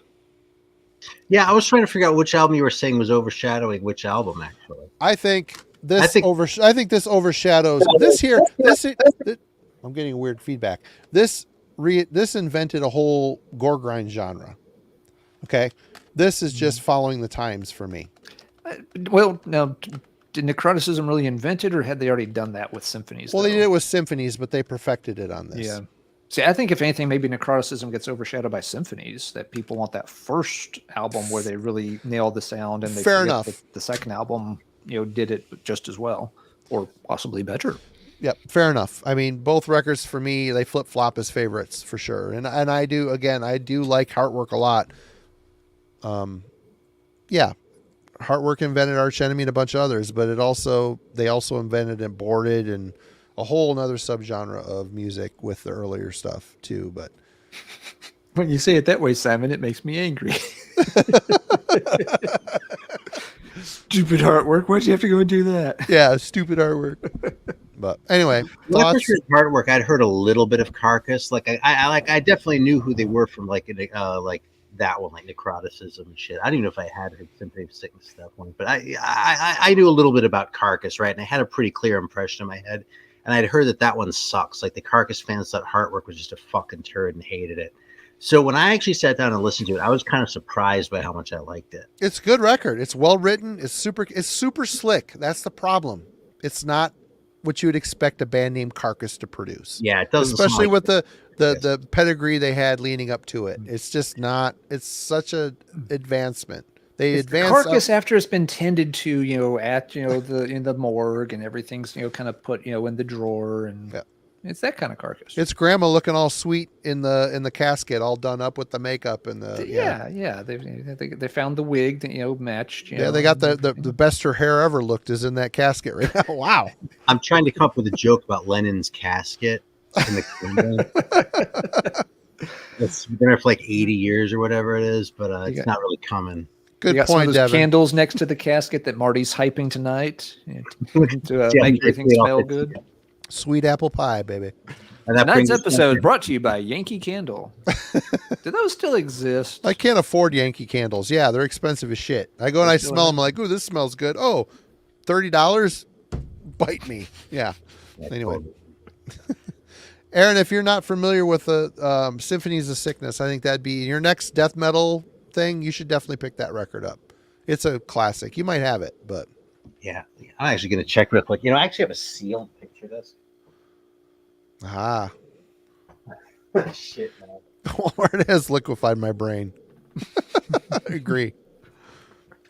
Yeah, I found this in a $5 bin. Oh, no, it's not sealed anymore. Good, I cracked it. Yeah, this is Symphonies of Sickness is the one that I have. The picture. That is an amazing record. The riffs on it are so absolutely perfect. Everything about it is perfect. Such a great record. I had this for 10 years before I decided I was going to keep it forever, so I must have cracked it then. Yeah. All right. Aaron's next. Did you I think the next one, I'm a little bit surprised no one came up with this one, but I don't know. Maybe not. Maybe it depends on who the crowd is. Fuck. Hang on, I'm dealing with a bag that's a little bit too tight. Building suspense here. Heavy Candleurgy. That's funny. The Cemetery and Evil Shade of Grey, I am personally deciding to underrate because that fucking thing is still out of print on record. It's so good. Because for some reason, Black Mark only exists as a vanity label for posthumous Bathory releases and literally nothing else. I don't know who's running it because Boss died. Corthon's dad died. Is it the family that's running it? Because there's a lot of great albums held hostage. It's like every fucking piece of shit that Bathory ever shit out gets a reissue. Whoa. Where's the timeout button? I'm not even shitting on Bathory. It's just do you need 3 Bathory records or one, Cemetery record? Yeah. Come on. Let's have a little bit of a sense of proportion here, It just pisses me off because, like you said, it's held hostage. You know what I mean? Yep. It's like how Metal Blade is sort of almost like a Cannibal Corpse vanity label, only 10 times worse because Metal Blade is actually putting out other shit too, and not just Cannibal Corpse. Yeah. And Cannibal Corpse is probably the only band on that label that sells a bunch of records. Well, he's got Mercyful Fate and King Diamond, so maybe not, but. Oh, they got, Black. I mean, they're not really necessarily our style. Black Dahlia's murders Metal Blade, though, isn't it? Oh, yeah, they're a big band too. Yeah, they got some sellers. But I'm not mad at Cannibal Corpse. It's just there's other shit, you know what I mean? And it's with Black Mark, no, it's only Bathory. It doesn't. The quality of the Bathory record has no bearing. If it's Bathory, it's out there. If it's not, it's not. Fucking piss me off, man. All right, man. Here's my last one, dude. Dark Angel, okay. We have arrived. I feel like, for my last pick, we have arrived. Is that a reissue? Because didn't the first pressing have just the logo on it? I'm glad you asked because you have both. Well, I do, but I can tell you the story straight from the horse's mouth. Actually. So here it is. So I actually met D.T. Richards when I was living in LA at one point, and I sort of asked him what the deal was with this. So apparently, this is the original, Metal Storm release from I don't know, 1983 or whatever it was. Okay, I had that backwards. Apparently, they had this thing all ready to go, but they didn't have the money to get it made up. Okay. Axe Killer came along and wanted to license it for France to put out this version. And the licensing fees they got from Axe Killer are what paid for the American version of it. So I suppose this is the first version. Because it came out first. The money first. Yeah. They really came out about the same time. Mm-hmm. So there you go. It says 85 on here actually too. So, but yeah, so that's the story as I heard it from him. Now, how reliable a source he is I suppose debatable. You think that's better than Darkness Ascends? No, but I probably like it about equally. This was the first one I got, so I kind of have a soft spot, and I feel like this is a fantastic record. that tends to get overlooked when people rightly fall in love with Darkness Descends and then move forward to like Time Does Not Heal and shit like that. You know what I mean? And this one sort of falls by the waysides, like it's just an early demo or something, which is kind of what it sounds like, you know. They treat Darkness Descends like the debut album almost sometimes. Yeah, and they forget about this one. Yeah. What is it about dark? We were talking about the darkness of thrash. You know how it's maybe, in my opinion, a bit better overseas. Darkness Descends is one of those albums that has that dark vibe, as does it like Seven Churches. You know, those two albums are good companion albums. They just have a dark. Yeah, listen. In Germany, the Seven Churches would have been black metal in '85. Absolutely, that was a dark thrash record. Everybody calls it death metal, and I just don't get it. I don't like it. I don't like calling it that. It doesn't feel right. I don't think it's a death metal. I get it. I mean, I get it. They coined the term, and Chuck's vocals represent, kind of feel like Becerra's a little bit, but it was always a dark thrash record to me. I never thought of it as death metal ever. What came out first, Seven Churches or Power from Hell? Onslaught's Power from Hell? Yeah, close. They're both 85. Let me see. Onslaught. I'm pretty sure they're both 85 releases. Yeah, the phrase the phrase death metal was thrown around before Possessed 85 used it as a song title, though. It's 85 for both of them. Yeah. Mm-hmm. But I mean, you have the noise comp is 84. That's right. Good point. On the inner sleeve of the Onslaught, it says death, ellipsis, metal at its heaviest. Which I think is a great slogan. Yeah. Right on, Scott. There's not many people that agree with us in this whole thing. Most people just call Seven Churches a death metal record, and that's that. It's obvious, and it does not feel. It just isn't. It just doesn't feel like it, man. No way. Yeah. It leans towards it. It's not. I don't think it's a crazy claim for people to make. I disagree, but I don't think it's. I don't think they're nuts for thinking of it as death, especially if you're thinking of early death metal as like the Death demos or Mantis demos or Scream Bloody Gore. I can kind of see where they're coming from with it, but no, it's got some black elements. It's got a lot. It's obviously rooted in thrash, but there's black elements and there's a deathly something in there. So yeah, it's not out of bounds. But I don't like where I take issue with is the idea that Possessed invented the term death metal. No, they didn't. They totally existed and was used before they turned it into a song title. And I also wouldn't say that Possessed or probably any other single band invented death metal anyway. See, what I think you could probably say be valid to say is that in 1985, Seven Churches was death metal. But by 1995, it was no longer death metal. The same way that in 1975, Aerosmith was heavy metal. But by 1985, Aerosmith was not heavy metal. I think it's a malleability of the language, and that's something separate from the music. So when you go back and retrospectively try to sort of say who was the first at this, you're bringing in a bias that just doesn't translate across the years. You know what I mean? Yeah. Mm-hmm. Like having heard Deicide's catalog, it's hard to call. I mean, to make a really extreme example, it's hard to call Aerosmith heavy metal. They're just rock band. I've never. Exactly. Who calls Aerosmith heavy metal? All the fucking music magazines in the 70s. And Cream, dude, the new wave of British heavy metal. Why was it the new wave? Doesn't sound anything like it. In a wave of heavy metal. Yep. I mean, we see the same thing happening today. I mean, Marty, is Iron Maiden heavy metal or is it dad rock? I mean, that's what's people are looking at it. The younger generation can call it dad rock all they want. It's still fucking heavy metal. That's kind of Aaron's point. I mean, if you're 17 years old right now and your introduction to heavy music is stuff like Cattle Decapitation and Lorna Shore, are you going to put Iron Maiden in that same box? If you hear 9 minutes of the Rime of Ancient Mariner, you're not going to put that in the same category as a Spirit Box album or a Ginger album or these bands that are doing 250 beats per minute. When you were 8 years old and you were listening to God of Thunder, was that heavy metal? I didn't think about it. I didn't think about it in that way. It just was Kiss, man.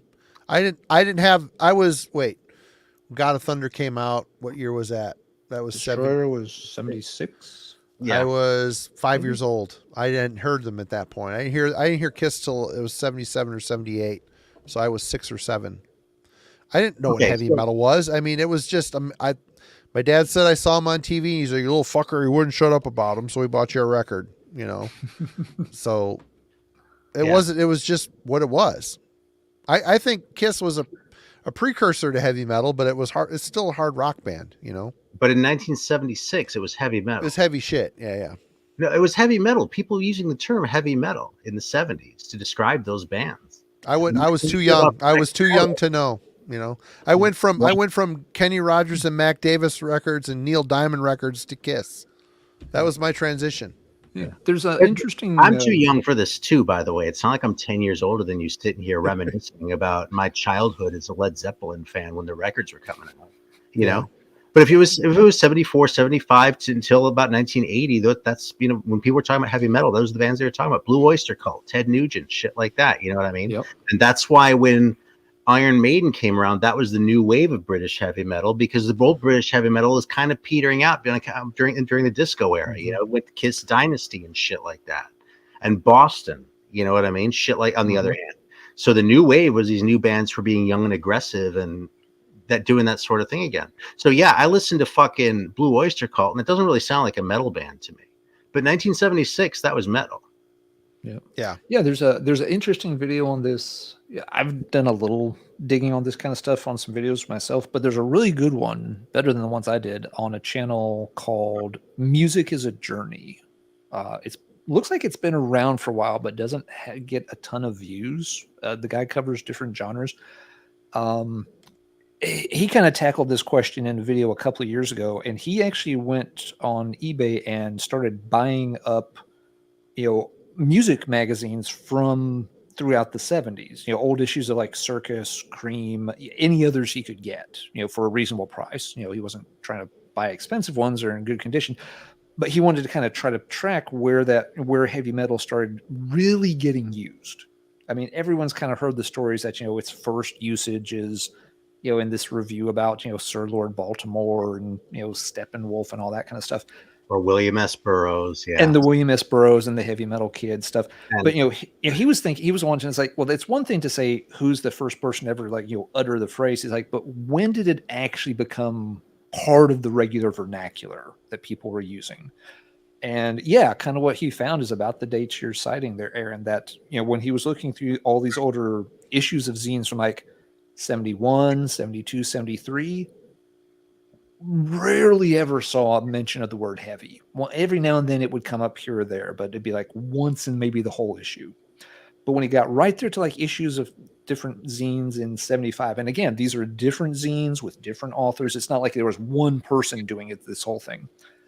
You get to 75 and all of a sudden all this stuff, Alice Cooper is being referred to as heavy metal, and, you know, all these other acts are, you know, referring to themselves as heavy and, you know, heavier, and this, you know, is the new heavy sound. It's heavy. Right around 75 is when it really kind of got, you know, locked in as part of, you know, the culture of the music, even though the phrase had been knocked around for a few years before that. And yeah, they were referring to, you know, a very wide array of bands as fitting under that umbrella right in that 70, maybe late 74, early 75 catalog. It was really neat to see him do it, because he actually did the legwork of going back to the original source material. That is interesting. Yeah. And pinning it down as best he could to when that phrase became commonplace. Anyway, my point is that the music changes, but the language changes too. And so if you go back in time and say, what was the first death metal record? It's really kind of a fool's errand, because the definition has changed since the time you're trying to pinpoint. Scream Bloody Gore. See, that doesn't sound like a death metal record to me. That sounds like a thrash metal record to me. I see the argument why it's a death metal record. And in 1987, was it a death metal record? Absolutely. But is it a death metal record the same way Once Upon the Cross is? Yeah. Mm-hmm. And Devin, I had this highlighted just for the fact, Pleasure to Kill is more intense than Seven Churches, but do people call that death metal? No. He's completely fucking right on this. And maybe the next Heavy Metallurgy shirt should say Seven Churches is not death metal.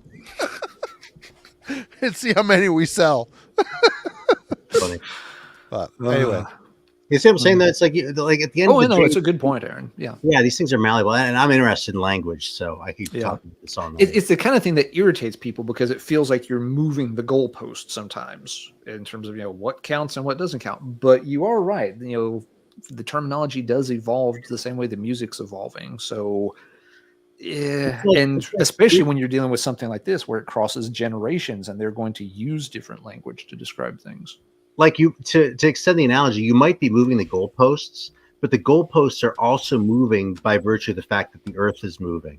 And so if they're in a different place, that's just life. You know what I mean? That's just how language works. Yeah. That's how culture works. You know what I mean? And so it's kind of a fool's errand to get upset about moving the goalposts or trying to pinpoint where a goalpost can be, because they're not going to be in the same place as they were at any other point in time, because that's just not how that's just not how life is. Mm-hmm. Yeah, no, I get what you're saying. It's why, a lot of people get outraged over the whole Iron Maiden is dad rock thing. And I understand their irritation at it, but I also kind of chuckle because those are the same people, our age when they were, teenagers in the 80s, that were running around pissing on Deep Purple, saying, "Oh, Deep Purple's not a fucking metal band. That's that's just that's radio rock." Now that wasn't me because I love Deep Purple, but I wasn't calling them metal. Yeah, but again, in the generation before them, like, what are you fucking kids talking about? This Guns N' Roses ain't heavy metal. Machine Head, that's heavy metal. In Fireball, in rock, that's heavy metal. And the kids were like, oh, tell us about the war, Grandpa. Of course, back then they meant the Vietnam War because that was the most recent thing. But so the thing. And as far as Jeff considering possessed death metal, by the way, of course he does, because if he considers it to be death metal and people take his word for it, then he's the pioneer. Yeah, it's the most self-interested argument you can possibly make. Oh, sure. Mm-hmm. Yeah, it's like Venom claims that. I'm sure at some point Kronos and company have claimed they invented death metal. Of course, Venom would you think Kronos would not lay claim to having invented black metal? Well, he still does. He's like, yeah, he does. Does that mean I believe him because somebody fucking says it? I mean, come on. Like I said, that's not how this shit works. Yeah. Well, yeah, and even in that case, I mean, even he'll say that in that interview they did with inventing the word black metal. Even they'll say, like, we just started throwing out all these goofy names to this reporter about what we were. Like, we're not just heavy metal. We're black metal, death metal. We're trash. They threw out some names that never stuck for anybody. But black metal was the one that kind of got plucked out, and ran with. But yeah, they were. It's not that they were trying to invent this one brand for themselves. They were just trying to be as outrageous, as they could with all these. How many weird and over the top adjectives can we, slap on the music until something sticks? That's all they were doing. And really, Ryan, you say I agree. People called possessed death metal in '85. They weren't wrong at the time. You know what? Maybe they were calling it death metal back in the day. In 1985, in my insulated area of northern Michigan, which everything came here late, I didn't know what death metal was. So even if he's saying death metal in the song, it's still thrash to me because everything was either heavy metal or thrash. Those were my options, man. Those are my options. And it's always stuck in my head as thrash. And if, people can go back and, rewrite history and say, oh no, it's death metal. At the time, was it? What are you going to compare it to? Right. It was still fucking thrash. And by the way, everyone in the chat, if you want to think that I'm a massive hypocrite for taking this whole fucking line about the language movie and all these terms being meaningless, right after putting all that effort into trying to pinpoint 80s black metal an hour ago, you have my blessing. Fair enough. All right. See, Ben says Metallica was called death metal. I missed that. I missed that conversation too. No, there's a bootleg from like '84 of Metallica. Actually, I've seen that's called death metal. Oh, really? I could be wrong, but I'm pretty sure I've seen it. I can picture the cover, so it's possible I'm just fucking wrong. But I think there's a Metallica bootleg from '84ish called that. Hey, Scott, thank you so much, man. You didn't have to do that. Damn it, Scott. Yeah, get you on one of these days, brother. So get ready. I've asked Scott about that, and it's a little tough to schedule him. But yeah, if your schedule has shifted any, Scott, and you're interested, the invitation stands. We need to get Devin back on too. It's been ages. Devin, damn it. It has been a long time since we've had Devin on. Yeah.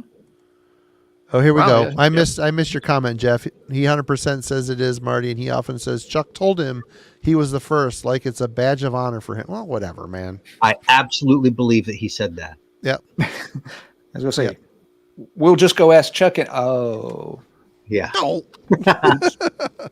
Too soon. Speaking of All going right. to similar places, right? Good conversation. We could rattle on. We could spin a yarn.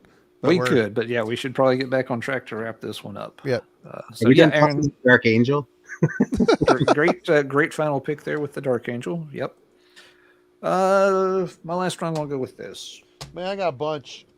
Yeah, we talked about this band I'll too pick long this ago one because fuck it. with Darcy, and I get it. That first WASP album was a huge shock to the system for a ton of folks and made a lasting impression. I wish it didn't overshadow this album as much as it does. This is a fantastic record. I will take this one over the debut album, and part of that's my age, being a little younger. The WASP self-title wasn't my initial exposure to the band.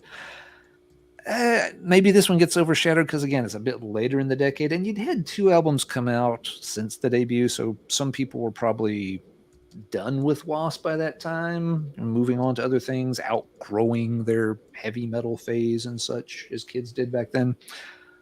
But a lot of folks still just gravitate back to that debut, and this is the stronger album for me. They're a little more, they just feel a little more serious, a little darker, and musically just as strong, if not a bit stronger. I won't take anything away from the self-titled at all. Excellent record. But it should not overshadow this album the way that it does. Headless Children is one of those, again, lots of folks know it, lots of folks love it, but it also feels like this is maybe the point where, people just weren't paying as much attention to WASP, at least until Crimson Idol came out. Now, that's another one that maybe this one gets stuck in that shadow, because Crimson Idol is an album people cannot stop raving about sometimes. And I get it. Great album. But I'll take this over both of them. WASP's The Headless Children. For those listening, I didn't name it at first. My apologies. So, yep, that'll be my last one for the night. Excuse me. Marty, what do you want to wrap up with? All right, I got a ton. I overpicked, apparently. We're going to go this route. Whip through a few, man. Whatever. Yeah, you can burn through a few. No problem. Huh. All right, well, let's do this one first. My favorite Voivod record. 100%. They never were any better than this. People could say they were, and they've been great. I love it. It's all good. But this is perfection. From start to finish, it's an amazing concept, completely unique, great story, absolutely inventive, interesting, heavy, twisted songs. So yeah, for me, this has always been a landmark album for Voivod. What does it overshadow, though? Oh, go ahead. Sorry. You're getting there. The album that came out directly after it. A little bit cleaner sounding, on a bigger label. It's on Mechanic and MCA. And initially, I still liked it, but I was a little bit disappointed. It's a lot proggier. But as time went on and I spent the shit out of this, it's really a great record. And it's kind of in the shadow of a very big record for me. What really shines on this record is the interplay between Blackie and Piggy. The guitar work and the bass work interacting with each other is really fucking interesting on this record. Really, really, really interesting. It's a way cleaner production, which might make it feel a little bit too pristine. But if you listen to the music, the musicianship on it, wow. Totally. Really good. But yeah, for me, this is always going to be the Voivod album. Before I move on, I thought about Voivod. I had a hard time picking one that was overshadowed by another record. I felt like I could argue either side of almost any record except Angel Rat, which I don't think is really better than anything. No, it's a good record, but it isn't a high point for me. Right. Same thing with Manila Road, though, by the way. I felt like there are certain ones I could pick out as my favorites, but I had a hard time, especially finding an adjacent one that, like, release schedule wise, that was really overshadowed, unless I wanted to go to something like Circus Maximus, and I didn't really feel like I could defend that one. Yeah. Yeah, I tried the Manila Road path too and didn't find one. I mean, I think everybody kind of states that Crystal Logic is their be all end all, and I love that record. But man, there's a lot of great records.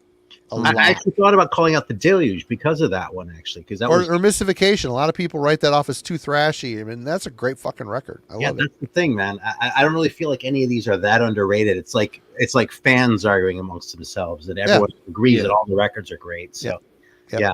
So it's interesting to see you pull the Voivod, though. Yep. All right, this next one, a lot of eyes are going to roll. I don't care. Halloween. The best power metal record maybe ever. It's up there. It's up there in the top 20. It's in the conversation. I'll give you that. It's in the conversation. Awakening the World, great record from start to finish. Amazing songs. Welcome Back is maybe the best song they ever did. World Through My Fateless Eyes. Wow. What does that say? Post Malone? No, that says Lost Horizon, Awakening the World. Mike, you rule, sir. Thank you so much for the €10. Cheers to you, brother. Appreciate it, Mike. So, you're here with us every episode. Thank you. So what is this Lost Horizon album? Overshadow or get overshadowed by? This album is overshadowed by. This is the big one. This is the Overshadowed, and this is a great record. It really is a great record. So Lost Horizon, The Flame to the Ground Beneath, their second and final record. It's a lot more. It's a lot more synth heavy, more complex. Seaman's vocal. Daniel Hestus. What the fuck? I'm combining bands. Daniel Hyman. Daniel Hyman. Unfortunate name. What an amazing singer. He is just going off the charts high on these just for no reason.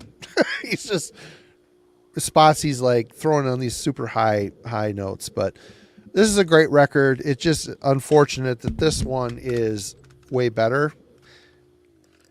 Well, considered maybe better. This is just more complex. There's a lot of, it's maybe less catchy. You got dudes in capes. It's got to be good, right? Right? Yep. That second cover sucks, man. That looks like a 3-6 Mafia cover or something like that. They're in capes and they got little tornadoes going down to the earth. Come on, man. Oh, I didn't see the tornadoes. Okay, now that I'm getting a better look at it, that's actually pretty good. Super cheap though. But you're selling me on them with the description. The cover looks kind of crappy though. It's crappy in a better way than I realized initially though. Like enough so I'm looking it up. I can call it. We're 3.5 hours almost. So I can go on, but there's no point. We've covered a lot of ground with a lot of good examples. Yep, absolutely. I'll do one more. It's sitting right here. If you got one last one, absolutely. I don't know which one of these is my favorite, which is most of you are probably like, what are you talking about? This is crazy. It should be an obvious answer. But I think a lot of people consider North From Here the best Sentence record, which it is a really unique, awesome, thrashy, melodic death record. Then they come out with Amok, which is a gothic, complete change of style. You got Tonelli Jarva singing more in the Carl McCoy Fields of the Nephilim style. The songs are more rockin', if you want to call it that. It took me a few spins on this, but I end up loving it. And when it comes to both of these records, I struggle to decide which one to pick from. I think this is a maligned album largely. I'm one of the few people that kind of celebrate it, which is fine. I don't care. But yeah, we covered this on the Album Club. It's an amazing record. So unique. Great musicianship and songwriting. Hey, cheers, Ben. But yep, I'm a fan of both of these records. I might lean a little bit more into Amok because it's so catchy and dark. But yep, it's standing in the shadow of a pretty impressive, unique record. Again, one of those bands, the first 4 records sound nothing like each other. They sound like 4 different bands. All right. Yep. Good one to end on. That's a good one to end on. Yep. Aaron, thank you for joining us 3 years close to the date from the first time you joined us. Man, it's really an honor. It really is. I didn't, until this came up, I didn't realize I'd been the first guest. I was like, oh my God, little old me, you know? Yep. Yeah. We went back and double checked it and it's just like, let's see who it was and what we were doing. And we were discussing noise albums and bands with you in early April of 2021. Hey, Jim's in the chat. What's up, man? Our Wednesday Album Club brother. Hey, there he is. How's it going, Jim? But yeah, always a pleasure, Aaron. You're great. We love having you on anytime, any topic we can think of. It's always great to have you on, sir. Indeed. And for those who didn't catch the very beginning of the show, just a quick little anniversary giveaway thing. I've got a VCLT box of CDs. I will pick a winner next Friday night. To enter, all you have to do is leave a comment on this live stream. So not in the chat going on live, but just leave a normal comment to the video. You've got 7 days to do it. And next Friday, April the 12th, I'll pick a commenter at random, and you will get a box of about a dozen CDs sent to you. It's got all kinds of different styles mixed in here. So free stuff, free music, just for leaving a comment. And really, tonight, there's been a lot of new people in the chat. I don't know if it's Aaron's crowds over here, which is fine. If you enjoyed yourself, please subscribe. It's good to have you. I hope you had a good time. We sure enjoyed having you here. We had a great turnout tonight, as always. So, yeah, it's always cool to see new folks kind of chime in, jump in and get involved in the chat. It's always a very active chat. Lots of good comments. Thank you to the folks who helped fact check some stuff tonight. We don't know everything, and I'm off my mark tonight, big time. It's ridiculous. We sometimes, we will garble names or get dates wrong. So thank you to those who, helped correct that and get everybody the best information we possibly can. Do appreciate having all the extra eyes and ears, keeping an eye on things. I did a shit job keeping an eye on the chat tonight, by the way. So if I missed anyone in there. If the chat ever gets too crazy, Aaron might be our future narrator. He'll be the guy behind the scenes. So you never know. He mentioned it. I might hold him to it someday if we ever get there, but no. I had a couple nominees, man. And that was because I wanted to keep the onus off myself. Right. But the chat, tell me if it isn't true that the stream is getting big enough that pretty soon they're going to need a mod or two. Well, it's good because him and I we can both do it. When I'm talking, he can do it. We switch off and on, but yeah. We'll see. We'll see what happens. We don't want it to get, I want it to get bigger, but on the same token, I like being able to interact with the chat. It's awesome. We love doing it. A bunch of great people tune in, have a lot of awesome information to add to the conversation. So we don't ever really want to get away from that. If we get to a point where we need a moderator, they're going to have to know that the chat has to be a part of it. So, well, the metal crowd's the best crowd anyway. I mean, it's always been the community, and even non-metal people will cop to it. I love my jazz and I love my German shit and things like that. But there's a reason I spend most of my time on the channel talking about metal. And part of it is that I genuinely love the shit, and I've been listening to a lot of it lately. But a part of it is also because it's fun to talk about because it has the best audience too. So. Absolutely, 100%. Yep. Let's see, Aaron, is there anything you want to mention about what's coming up over on the Theologian channel before we wrap up? Oh, not really. No more sales anytime soon, though. People have been asking me about that. That's not going to happen because I'm out of shit to sell. The rest of what's here is staying here pretty much. So. And again, thanks to everybody new in the chat. Cheers to you. And show notes. We've got this past week, I put up a Coffin Storm review, and we had our friend Jurgen, his debut review for Heavy Metallurgy aired today. We did the new Rage album, so check that out. Bunch of reviews up on the channel to watch. A lot of fun stuff there and more to come. And next week, Wednesday, the album club is Pitch Shifters Desensitized, their second full-length album and their last good album, to be honest. And Friday is... Next Friday? Yeah. Next Friday, Jimmy from Future Ruins and Melanie from Melanie Loves Death Metal will join us to work through the Borknagar discography. So we'll have all four of us taking a crack at that one.